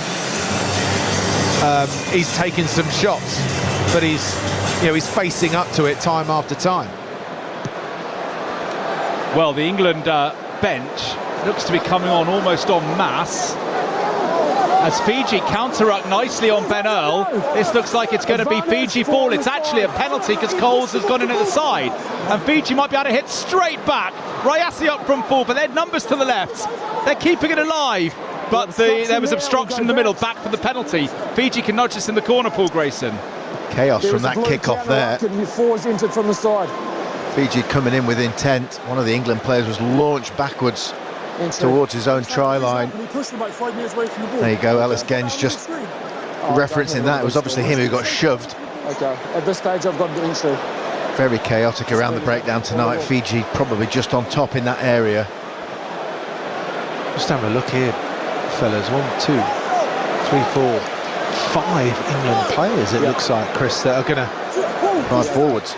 All 5 forwards. Have some of that, Fiji. Well, they could do all 6 at once, but it doesn't look like. Well, it looks so. Jamie George, Maro, Finn Baxter, apart from Maro Itoje, all 5 of the forwards on the bench are going to come on, but the forwards who are on the pitch need to try and repel this Fijian maul. They come around. Oh, beautifully done, Fiji. How clever is that? They mauled England in the first half, but this time they spun blind with a lovely line-out move. And skipper Canaveri's got a double at Twickenham, and Fiji are right bang back in this game. Yeah, very clever. speed of mind in that line out, the expectation from the first half that maybe they were going to drive them over again. Intricate hands round the front. That still needed finishing. Lovely. Left the line out before or through. Well, I asked you to go through my ARs. Please respect that. We set that up, okay? Well, you can listen to Ellis Genge. She's come to see Paul Williams, wondering if something was illegal about the Fiji setup there when they left the line out too early. They'll be checking it in the background, no doubt. But at 21-18, a big kick for Muntz. He's missed a couple today. This is a toughie from the right touchline. 3 metres in maybe from the near touchline where we are. Caleb Muntz, that's just fading across to the left. England 21, Fiji 18. Paul Grayson. And the changes come on. Another good kick to the corner though by Muntz to give him the 5 metre line out, and front peels don't work ever until they do, and then they look very, very simple. There's normally some trickery in there, maybe somebody just blocking off the front of the line out or running a bit of interference. All fair if you don't get caught. Good score from Fiji. I mean, of course, we are probably going to be talking about the likes of Henry Pollock coming on with his flashing blonde hair. I think this is a game he's got to be really careful, because the way that he plays, you can just imagine one of the Fijians or a couple of the Fijians are seeing this as an opportunity to really put in a couple of strong hits on Henry. So it's Jamie George, Finn Baxter and Asher Opoku-Pajor who make up an all new front row. Henry Pollock and Tom Curry are on as well. Guy Pepper's gone off, as has Chandler Cunningham himself, so I imagine Ben Earl to 8, and then Curry and Pollock on the flanks. The second row at the moment remains unchanged with Chesham and Coles. Just trying to see where Mario Itoje is. Yeah, he's warming up with Ben Spencer and Henry Arundel, but you imagine if they have given Itoje a break this week, then Steve Borthwick may try and manage his minutes. So we're going to swing chariot around the Allianz. England 21, Fiji 18, 54 gone. Line at halfway line, Jamie George. Right, if Itoje's taking a break, he deserves it. I think he averages 79 minutes in international rugby over 90-odd caps. Extraordinary record for Mario Itoje. Always goes the distance when he starts. He's levelled Martin Johnson for number of starts as an England second row. Caleb Muntz goes up for that box kick. Well done, England. Tommy Freeman, and this is where they like to attack off those scraps. Marcus Smith has Pollock with him, but he's caught Smith by the open side. Thanaka Bata there for Ben Earl, who's stepping. Earl tries to go inside to Isova and succeeds there on inside the 22 for Mitchell, and then Curry. 21-18. England have advantage. Ben Earl again has got Pollock on the touchline. Here is Henry Pollock, his first taste of action this afternoon. 3 tries in his 2 bench appearances in his fledgling international career. England have the penalty, and I wonder what you guys who have been in the thick of international action in your careers, I wonder what you do here. 21-18. Do you take the point to go to 5, or well, they're not even entertaining it? Finn Smith's going for the corner, Grace. No, and it's very much it's a feel thing, isn't it? England just made a load of changes, powered up with the 5 fresh forwards coming off the bench. Immediately you get an opportunity to flex your muscles with the penalty in the opposition 22 after some good carries. No surprise they've gone to the corner. Jamie George to throw then into the line out. He goes deep, finds his man Alex Coles. Heave is the cry from Twickenham, but the ball is spat out and it's on the Fiji side, and Fiji break away, but there was a knock-on in there first. Was the first one by Fiji? First knock-on White. No, first knock-on was by England, so Fiji were at the scrum, so not quite sure what happened to that England maul, but it's ended with a Fiji scrum. You just see just a glimpse of what attacking rugby means to Fiji on that turnover. 5 metres from their own line, ball squirts out, and a Fiji player scoops it up and steps out of a tackle and is away. In a blink, there are 3 other Fijian forwards on his shoulder. There's a 4-on-1 against Marcus Smith, and I know it gets pulled back for another knock-on, but it means so much. That is the excitement that courses through the Fiji veins when they get a sniff encapsulated in that one moment. They love it. Time back on. So can England put some pressure on this Fiji scrum as we edge towards the hour mark on a beautifully mild autumn evening at Twickenham? England 21, Fiji 18. England of New Zealand next week. That's live on 5 Live and BBC Sounds. Then Argentina the Sunday after. Kuravoli with the kick, down the throat of Marcus Smith, urged on by the Twickenham crowd, showing those dancing feet, almost tackled by Mata, did well to evade it, did Smith. Mitchell now, a poke for jaw, leaves it behind, but Finn Smith tidies up nicely the Northampton Saint. Alex Mitchell out to Tom Curry, who's hugging this left touchline. Curry sets it up just in field, 5 metres in from this left edge. There is a poke for jaw who takes this one cleanly. What are England going to do here? You imagine they'll go to the air and ask Manny Fewa-Boso to get up. They're certainly shaped for an Alex Mitchell box kick. Can he get the distance and the direction right, or is that a tiny bit too long? That's perfect, and Fewa-Boso got it almost, and Tom Curry has it. So again, the kicking is yielding fruit for England, and they've got numbers here, surely. Finn Smith, Fraser Dingwall, Marcus Smith straightens up, Ollie Lawrence out just behind Tommy Freeman, but here goes Freeman to within 5, good power from the Lions winger, and we're going to come back for a penalty. We're back here. I'm not sure what referee Paul Williams has seen, but England do have a penalty.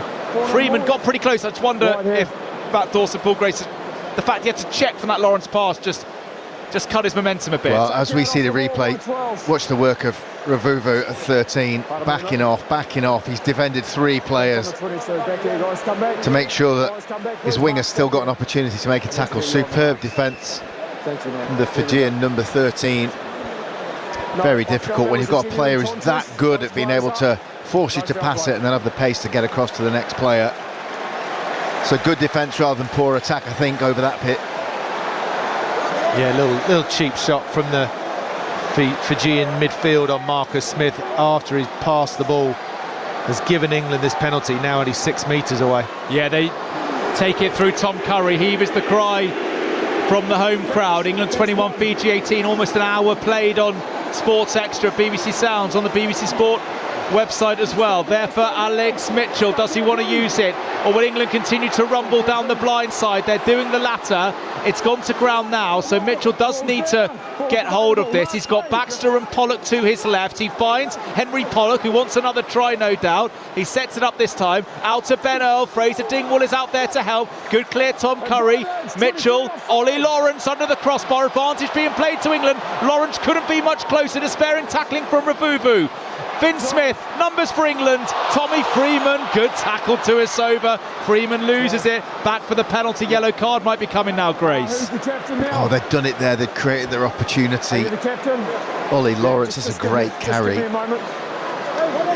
It was a clever carry, that as well, and it just sideways rather than forward, but then created the sort of overlap off that ruck. And he does have that explosive. Number 12 is going to the bin because it's just too many down here.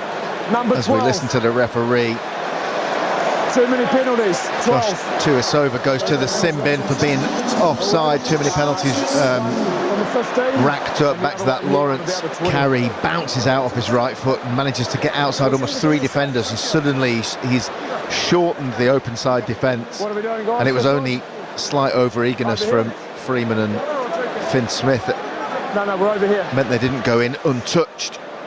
But he's looked good today, Lawrence, on the ball. He really is a handful. First game for England in 8 months since that nasty injury against Italy. But he's back, he's in the England midfield, and England go to the corner. Jamie George was sort of having a conversation as if he was going to try a tap move. And the ball came out. But a couple of times England's more quite got it well set, body positions a bit high, ball not very well protected. Can they get this one right? And if they can get a score, it could take their lead out to 10, which may just about break this Fijian resistance. Caleb Muntz is off. Armstrong Rabula will be on. England line out, into the middle it goes. Jamie George on the money with his darts. He's now got it, Jamie George. He wants another try. He's got plenty of them in an England shirt. He's now a couple of metres short. He gets some help from some teammates, up to the line, over the line. England do get their maul try. Yeah, there was certainly an air of inevitability and the right decision, rather than going for that tap and go and have that width of Fiji defence. England fancy their chances from that 5 metre line out, and they made it look pretty simple. It was a little bit scrappy in the maul, but then all of a sudden a few people just regathered themselves. Tom Curry and a few of the lads would go flying in there, all not touching the ball, not worried about the ball, because they've got the old pro in Jamie George on it. As much as a couple of backs have joined and may try and take some of the credit, they probably made life a bit more difficult for England there, as backs tend to do. But nice finish, nice finish. I think I'd change that law. Once you set your numbers at the line out, that's it. If you're having a maul, you can't come running in from everywhere. If you choose 8, you choose 8. You put 12 in your line out, have 12 in your maul, but then you compromise yourself somewhere else. I don't know. It's just one of those things that irritates me, backs joining. Just score if you can. Well, England have scored. England 26, Fiji 18. Hour and a bit gone. Finn Smith. Might go 80 here, Finn Smith. 6-2 bench, no fly half on the bench. They always had the option of moving Marcus Smith up to fly half, but I wonder if they'll just say to Finn, go the distance. Ball went out to the right into the glare of the Twickenham lights, but it stays out. England 26, Fiji 18. Fiji have a propensity to hit back straight away. Let's see if England can get their exit right. That's a really great point, Chris. And even though looking at that scoreboard as an 8-point difference, that's the message. What is the exit? Where does the next set piece, the next time Fiji get possession of this ball, it has to be towards the halfway line, preferably in their own half, to take that sting out of what's coming. Motokai Murray on for Elia Thanakavata in the back row. Armstrong Ravula is the replacement 10 for Muntz. Tagataima and Hetet are also on in the front row. We know about the 5 England replacements. Ben Spencer is poised to come on as well, so we're going into the final quarter where the benches get emptied and the matches are won and lost. Manny Feobosa got up, but he has hurt himself trying that tap back. And Fiji, the getaway, that's beautifully done. Makala's away, and he's still going. He's given it inside to Kuravoli, who has scored! Just as we were saying, England had to get their exit right. They didn't, and that's what Fiji can do. The replacement, Cirelli Makala, made the bust. And then, as he was in the first half, Simeone Kuravoli on hand. This time he finished. And Fiji going to go to within 1 point here. Just that ability to get your arms free once it had been knocked on by Feobosa. Fiji straight into all-out attack, and then the inside ball. Kuravoli thought twice, had a look to his right and his left, and then backed himself. Ooh, and Maya just lost the ball in the middle of that. It's almost like he changed hands. It looked a bit odd on first viewing, but it's almost like he changed hands. I don't know if he can do that. Well, I think it's a knock-on in that process. Yeah, I know. He's gone, it's tucked in his right hand, fend with the left. He knows he's got 3 or 4 metres on a skid. And then as he's transitioned it into his left hand to try and reach, it's whether there's been separation from his right forearm onto his body and gathered with his left hand. Does he ever lose it though? Well, this is it. Can you do a forward pass to yourself?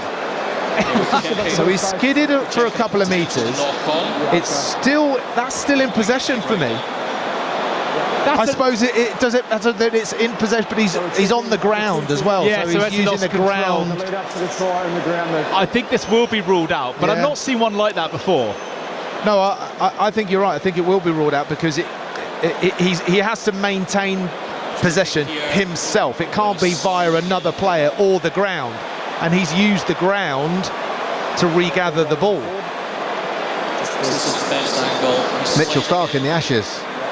Yeah, catching the deep. It is a bit like that, isn't it? Yeah, they're going to rule this out. Mike Adamson, the TMO. It was. I saw on first viewing. I thought that's weird because he's scored with his left hand and made contact with the ground with his right. So everything about it looks dodgy, but he could argue, well, I've had control, it's been in my possession the whole time, it's just using the ground, isn't it? Yeah. Yeah, and it's no different than if you were playing and if you were in open field and you had a little bit of a juggle and it touched another player or it touched an opposition player and you still regathered it, it would be a knock on because someone's got involved in the play. So So try ruled out. It would have been 26-23 with the kick under the crossbar, which would have made it 26-25. 1 point game with 17 to play. Instead, the gap is still at 8. England 26, Fiji 18, but England are 5 minutes from their own line. And as Fiji have reminded England countless times today, if you kick to us and you give us space, we'll make you pay. So how England get this right, it's almost like they need to tailor their kicking tactics. For some teams, they'd want to keep the ball in play. For Fiji, do you want them to have to throw into the line out, Grace? Yeah, I suppose you would, but there are certain situations where it has to be a box kick because of where you are on the field. They've done it to Tommy Freeman's wing, and Freeman's so good in the air with the extra height. Well, that's what England need. Don't worry about the kick and get the scrum penalty. And with penalty advantage, England are looking to play. Dingwall gives it to Feiwa Boso down this left touchline. Good tackle by Robu Tamada. Is that advantage over? Advantage is over. England made a meal of the Fiji scrum. They had the penalty advantage. Then by playing, they've given it back to Fiji. Great offload coming in by fullback Rayasi to Rabuvu. That will infuriate Steve Borthwick. He'll have wanted England just to have taken the penalty. Driven on by Fiji in centre field, smarting after that disallowed try. That man, Karavoli, was the man denied, and he uses his forwards who go to 25, 30 metres out or so.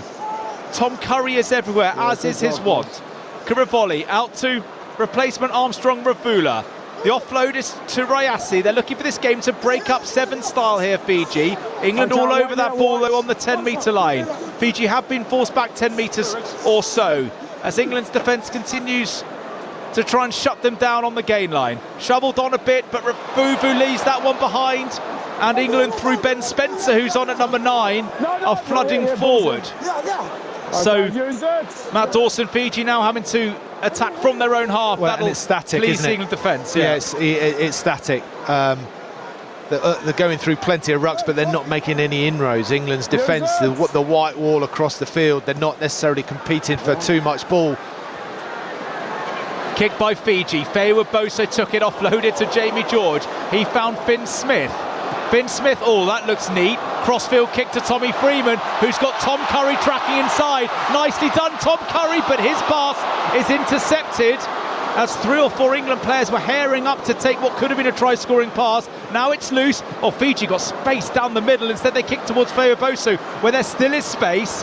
And Manny Feiwa Boso isn't herring back. He's taking a few knocks while he's trying to go down the left-hand side. Now Feiwa Boso, tackled by 3 Fijians, including Murray, the replacement back rower. This game has been loose, it's been open, and plenty for the Twickenham crowd to enjoy. 26-18 to England with 14 and a bit minutes to go.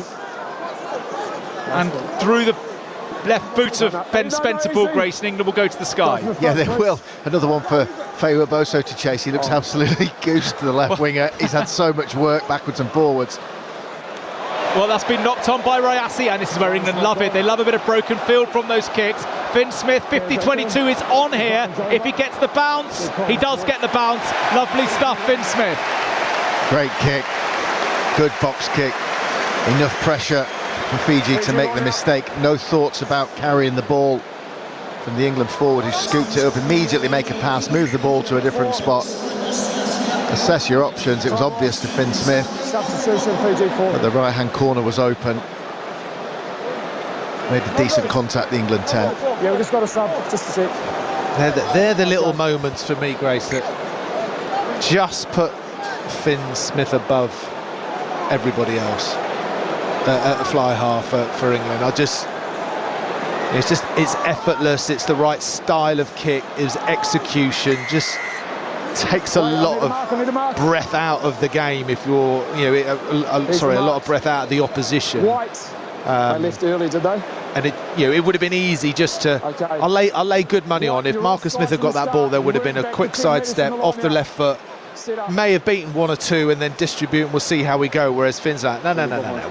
We've just gone through 10 or 15 phases. We've just defended our own 22. Let's get possession in theirs. Well, I thought it was a 50-22 from Finn Smith, but it must have been passed back in field. Because the Fiji line out, England gave a penalty straight away, coming up too early. So it's Fiji ball, and Fiji go up to the halfway line as Henry Arundel comes on.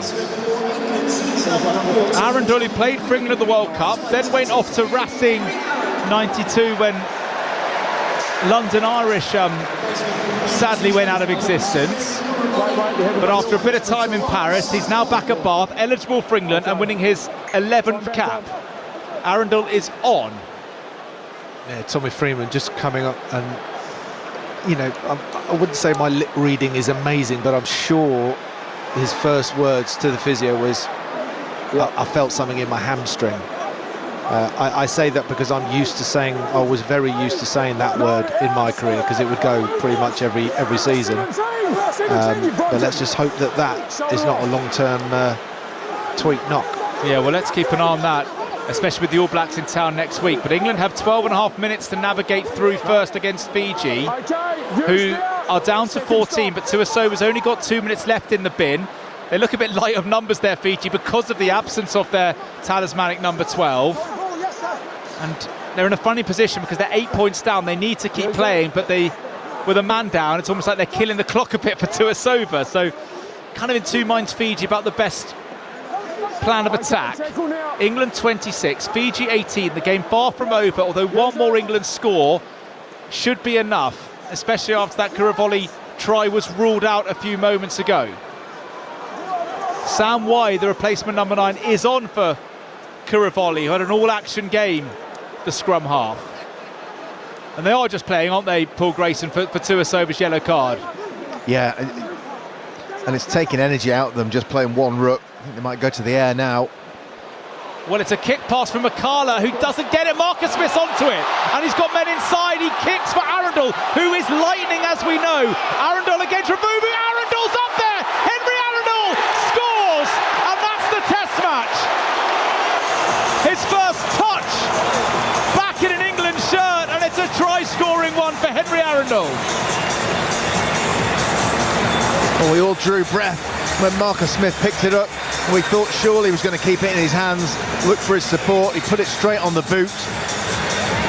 And Henry Arundel came against the tiring Kalabeti Ravuvu, who just ran out of gas, and a man fresh off the bench going full tilt. Got his shin on the ball. He must have made up 7 or 8 metres easily. And the rest, Grace. And the rest. Goodness me, what it's like to have wheels like that coming on. And that instinct to know just from Marcus Smith. You're right, we're all thinking that it had to be a pass, but he knew that there was pace in and around him. Great finish. Finn Smith, 31-18 England. Just fades left this one from Finn Smith. England 31, Fiji 18. They've got a bit of daylight, but goodness me, they've had to work hard for that daylight. Yeah, I mean, we've just had an end-on clip there, replay, and you can see Marcus Smith scoot the ball up, little quick glance, scan who's around me, and you can just see his thought, oh, here we go, Arundel, thank you. No one is going to get close. I mean, he's done him, as Grace said, there, 7-8 yards behind, and then has done him 2 or 3 yards ahead. Yeah, that is express pace. As England win the penalty from the restart, they're taken out in the air. And look at the England body language. They know that the game is theirs now, barring a calamitous last 9.5 minutes. Their lead is 13. That'd be 2 Fijian converted tries. You're pointing at something. Maro Itoje is going to get another one. Another cap to add to his collection. It'll be 96, or 95 rather, for the England captain, who's preparing to come on. Richard Hill is pointing at something. Here comes Maro Itoje. And not often he gets that moment to take in the applause of the crowd all by himself. Itoje never gets taken off, always leading the team out from the start, but he's come on as a replacement on a rare occasion. Alex Coles Or is that Ollie Chesham coming off? It's Ollie Chesham who's coming off.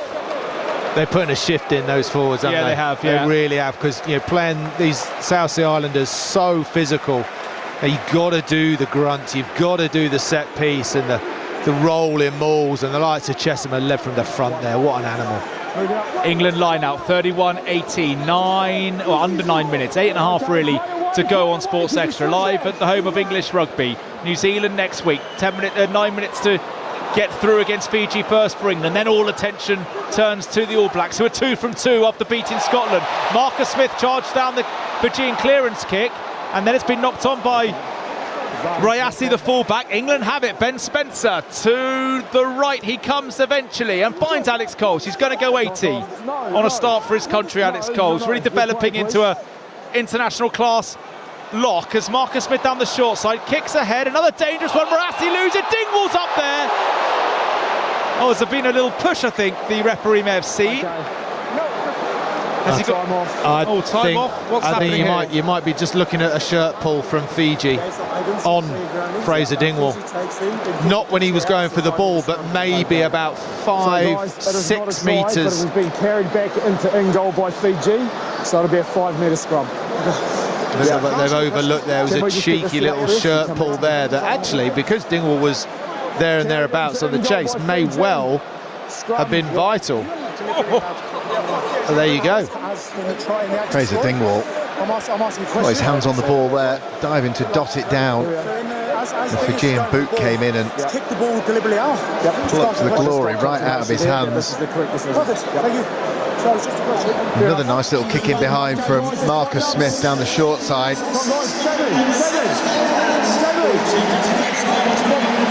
Well, after all that, England will have the scrum because it was carried back by Fiji. England finishing strongly, as was forecast, with the strength of their bench and the amount the opening hour would have taken out of Fiji.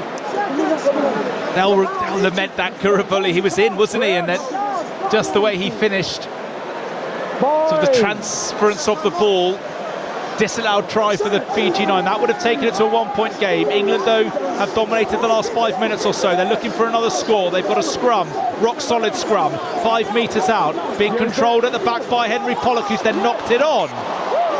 And Fiji will have the scrum, and Pollock will be annoyed at that. He's played a bit of number 8 for Northampton, so it's not an alien position for him, but he couldn't quite get his control right. And Fiji let off the hook. Here, both down. I can't allow you to keep going forward after that. Good number 8s normally make that look extremely easy. Dominant scrum, nudging forward, the perfect launch pad to explode off the back of the scrum. On the call. Okay, let's go, guys. Caught between two things there, patience and the excitement of the opportunity. Henry Pollock made a bit of a mess of it. Jump on this side. Yes, it's not easy, but just that tiny bit of experience. He just needed it on his right foot, maybe going forward, get the control, pick your moment. But you could see he was just like, oh, here we go, the line's there, I'm ready, I can score. Just take a breath. Fiji, are they going to go from their own goal line through Ravubu? Well, he sets it up, and now they will clear. Pollock is all over Sam Y as he got the clearance. Oh, Arundel's come forward and taken that kick, and then got it inside, where it's well taken by Ravatumada. But again, Arundel, electric stuff from the Bath winger, and now Fiji holding on, so England will get the penalty, and they're finishing very strongly at Twickenham. Yep. Well, tap and go, Jamie George. He was tempted to do that earlier. Now he does do it and finds Saracens teammate Ben Earl, who's come thundering around the corner. They've got options here, England. Will they pick it? Itoje scores! Maro Itoje, the skip, has not been on long, but he gets an England try, and England pulling well clear now. Good response from England and from Henry Pollock himself, actually, after that mistake from the scrum. Fiji ran the ball up the middle to Isova and Ravuvu, get him on the front foot, create the angle for the kick. Then it was good pressure from Pollock, which forced a poor clearing kick from the Fijian 9, scooped up by Arundel. Nothing fancy there. Big mitts of Itoje on the ball, reaching over. It's dominance, isn't it? It's physical, it's mental, strategical dominance, and that's That's what we were asking from this team after a lot of people were looking at Australia last week. Simple kick for Finn Smith through the sticks, takes it up to 38-18. That's exactly what the coaches would have demanded, what the players would have demanded.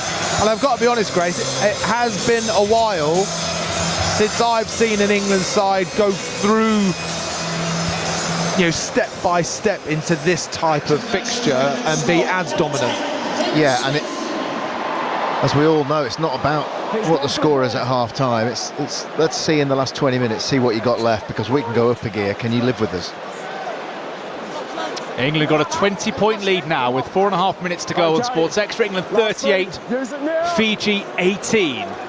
England are going to go 2 from 2, and it will be the clash of the unbeaten autumn sides next weekend, with England playing New Zealand. And you will not miss a thing across the BBC on 5 Live.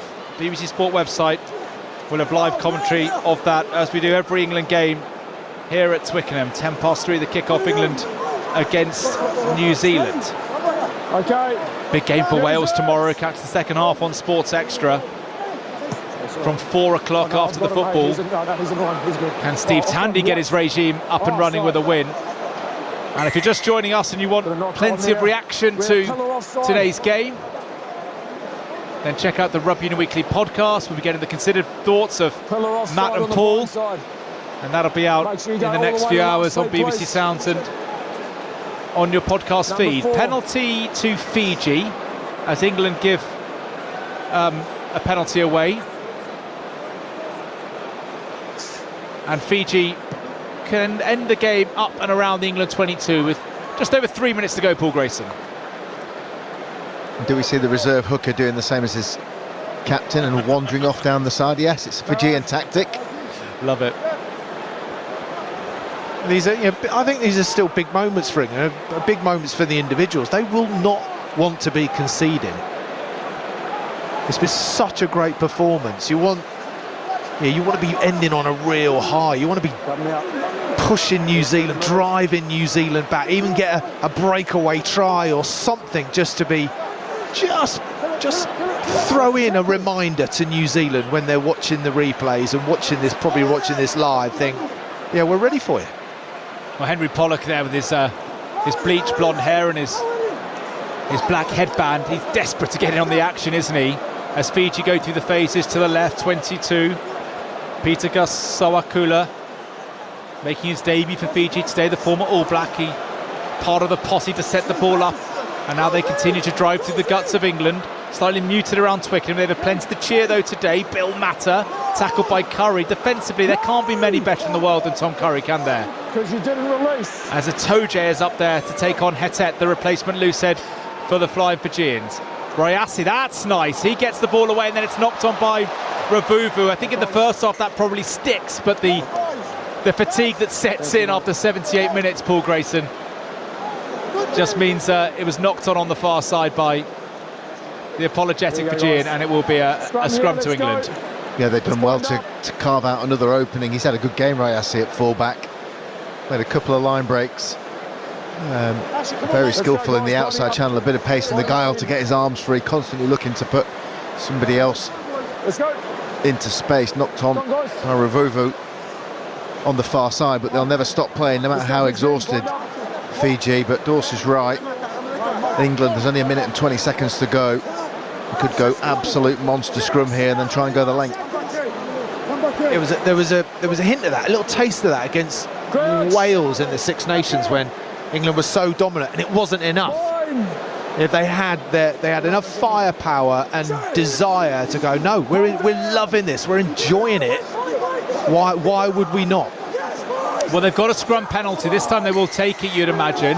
Oh, I thought Pollock wanted to go quickly, didn't he, there from his own 22. Not staying straight. Wonder for Northampton he taps and goes there, but he wouldn't want to incur the wrath of the England coaches, because Finn Smith can take this up to the halfway line and then England can strike. But you're right, Matt, there was definitely that ruthless edge at the back end of the Six Nations. Can England just finish in a similar vein today? Only 30 seconds left as Smith boots it up to halfway. England will get one more bite at it, and you'd like to see them keep playing, would you, Paul Grayson? Yeah, definitely. Finish on a high, finish with a Twickenham roar. Why not? They're in a good spot. It's a good atmosphere in the ground. It's been a test match which Fiji have played a large part in. Scores were tight until 15 minutes to go. England have managed to gear up. One last roll of the dice would be good. Taken by Alex Coles as England trundle up to the halfway line through the maul. Spencer, he kicks it out. So What do we know? what do we know about the mindset? A few wry smiles from England. I think one or two men wanted to keep playing, but it's been a tough test match and there are some big battles to come this month. New Zealand next Saturday, Argentina the Sunday after, because Fiji have been navigated comfortably in the end by England, but there were moments where they were really stretched, as you would expect from a team with the quality of Fiji. But England scored 6 tries and they've ended up handsome winners in the end. 38-13. We'll go and get some reaction from the England camp. The Rugby Union Weekly podcast on the way, but we'll just stay on air for a minute or two longer to get the post-match thoughts of Matt Dawson and Paul Grayson. I think it's a good exercise for Steve Borthwick, who's growing as an international coach, learning from his mistakes. An opportunity to move some pieces around and get some test match minutes into Cunningham South and Alex Coles, more into Joe Hayes. Fraser Dingwall gets another chance to try and cement a little spot at 12 as a player who has quiet influence over proceedings. Good to see Ollie Lawrence back after a long layoff, looking powerful and skillful at times. And I thought Finn Smith was what we asked for at the beginning. He was calm in a game that got a little bit loose, as you'd expect against Fiji. So as an overall exercise for an England team to run out 38-18, that's a good scoreline. You'd have happily taken that in minute 1. Yeah, that's. I'm more than just happy with that performance. I think that's a real nice step forward for England on such a lovely service, great evening. The quality of the opposition, the changes that England had, and actually the way that Fiji played in that first half.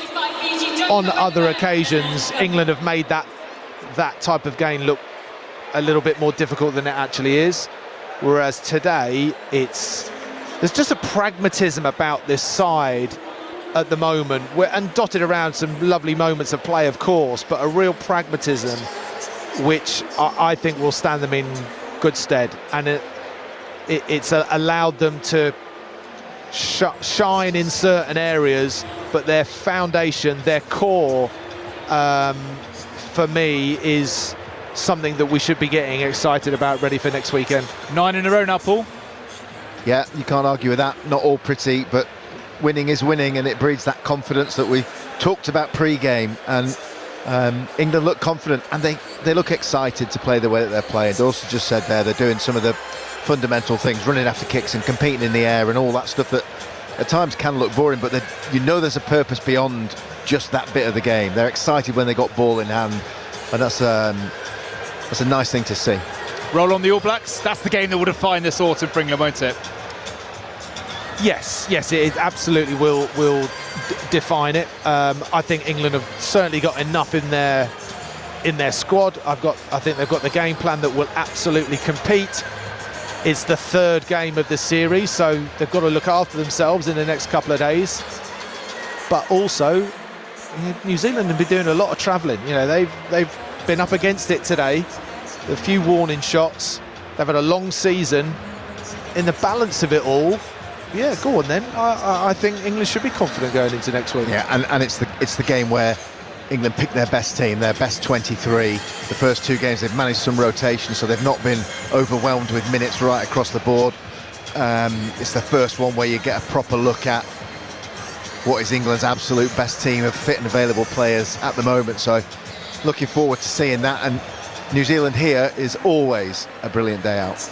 Brilliant stuff. Paul Grayson, Matt Dawson, do it all again next week. Look forward to it. Roll on. Let's do it. England, New Zealand coming next Saturday, 5 Live BBC Sounds across the BBC.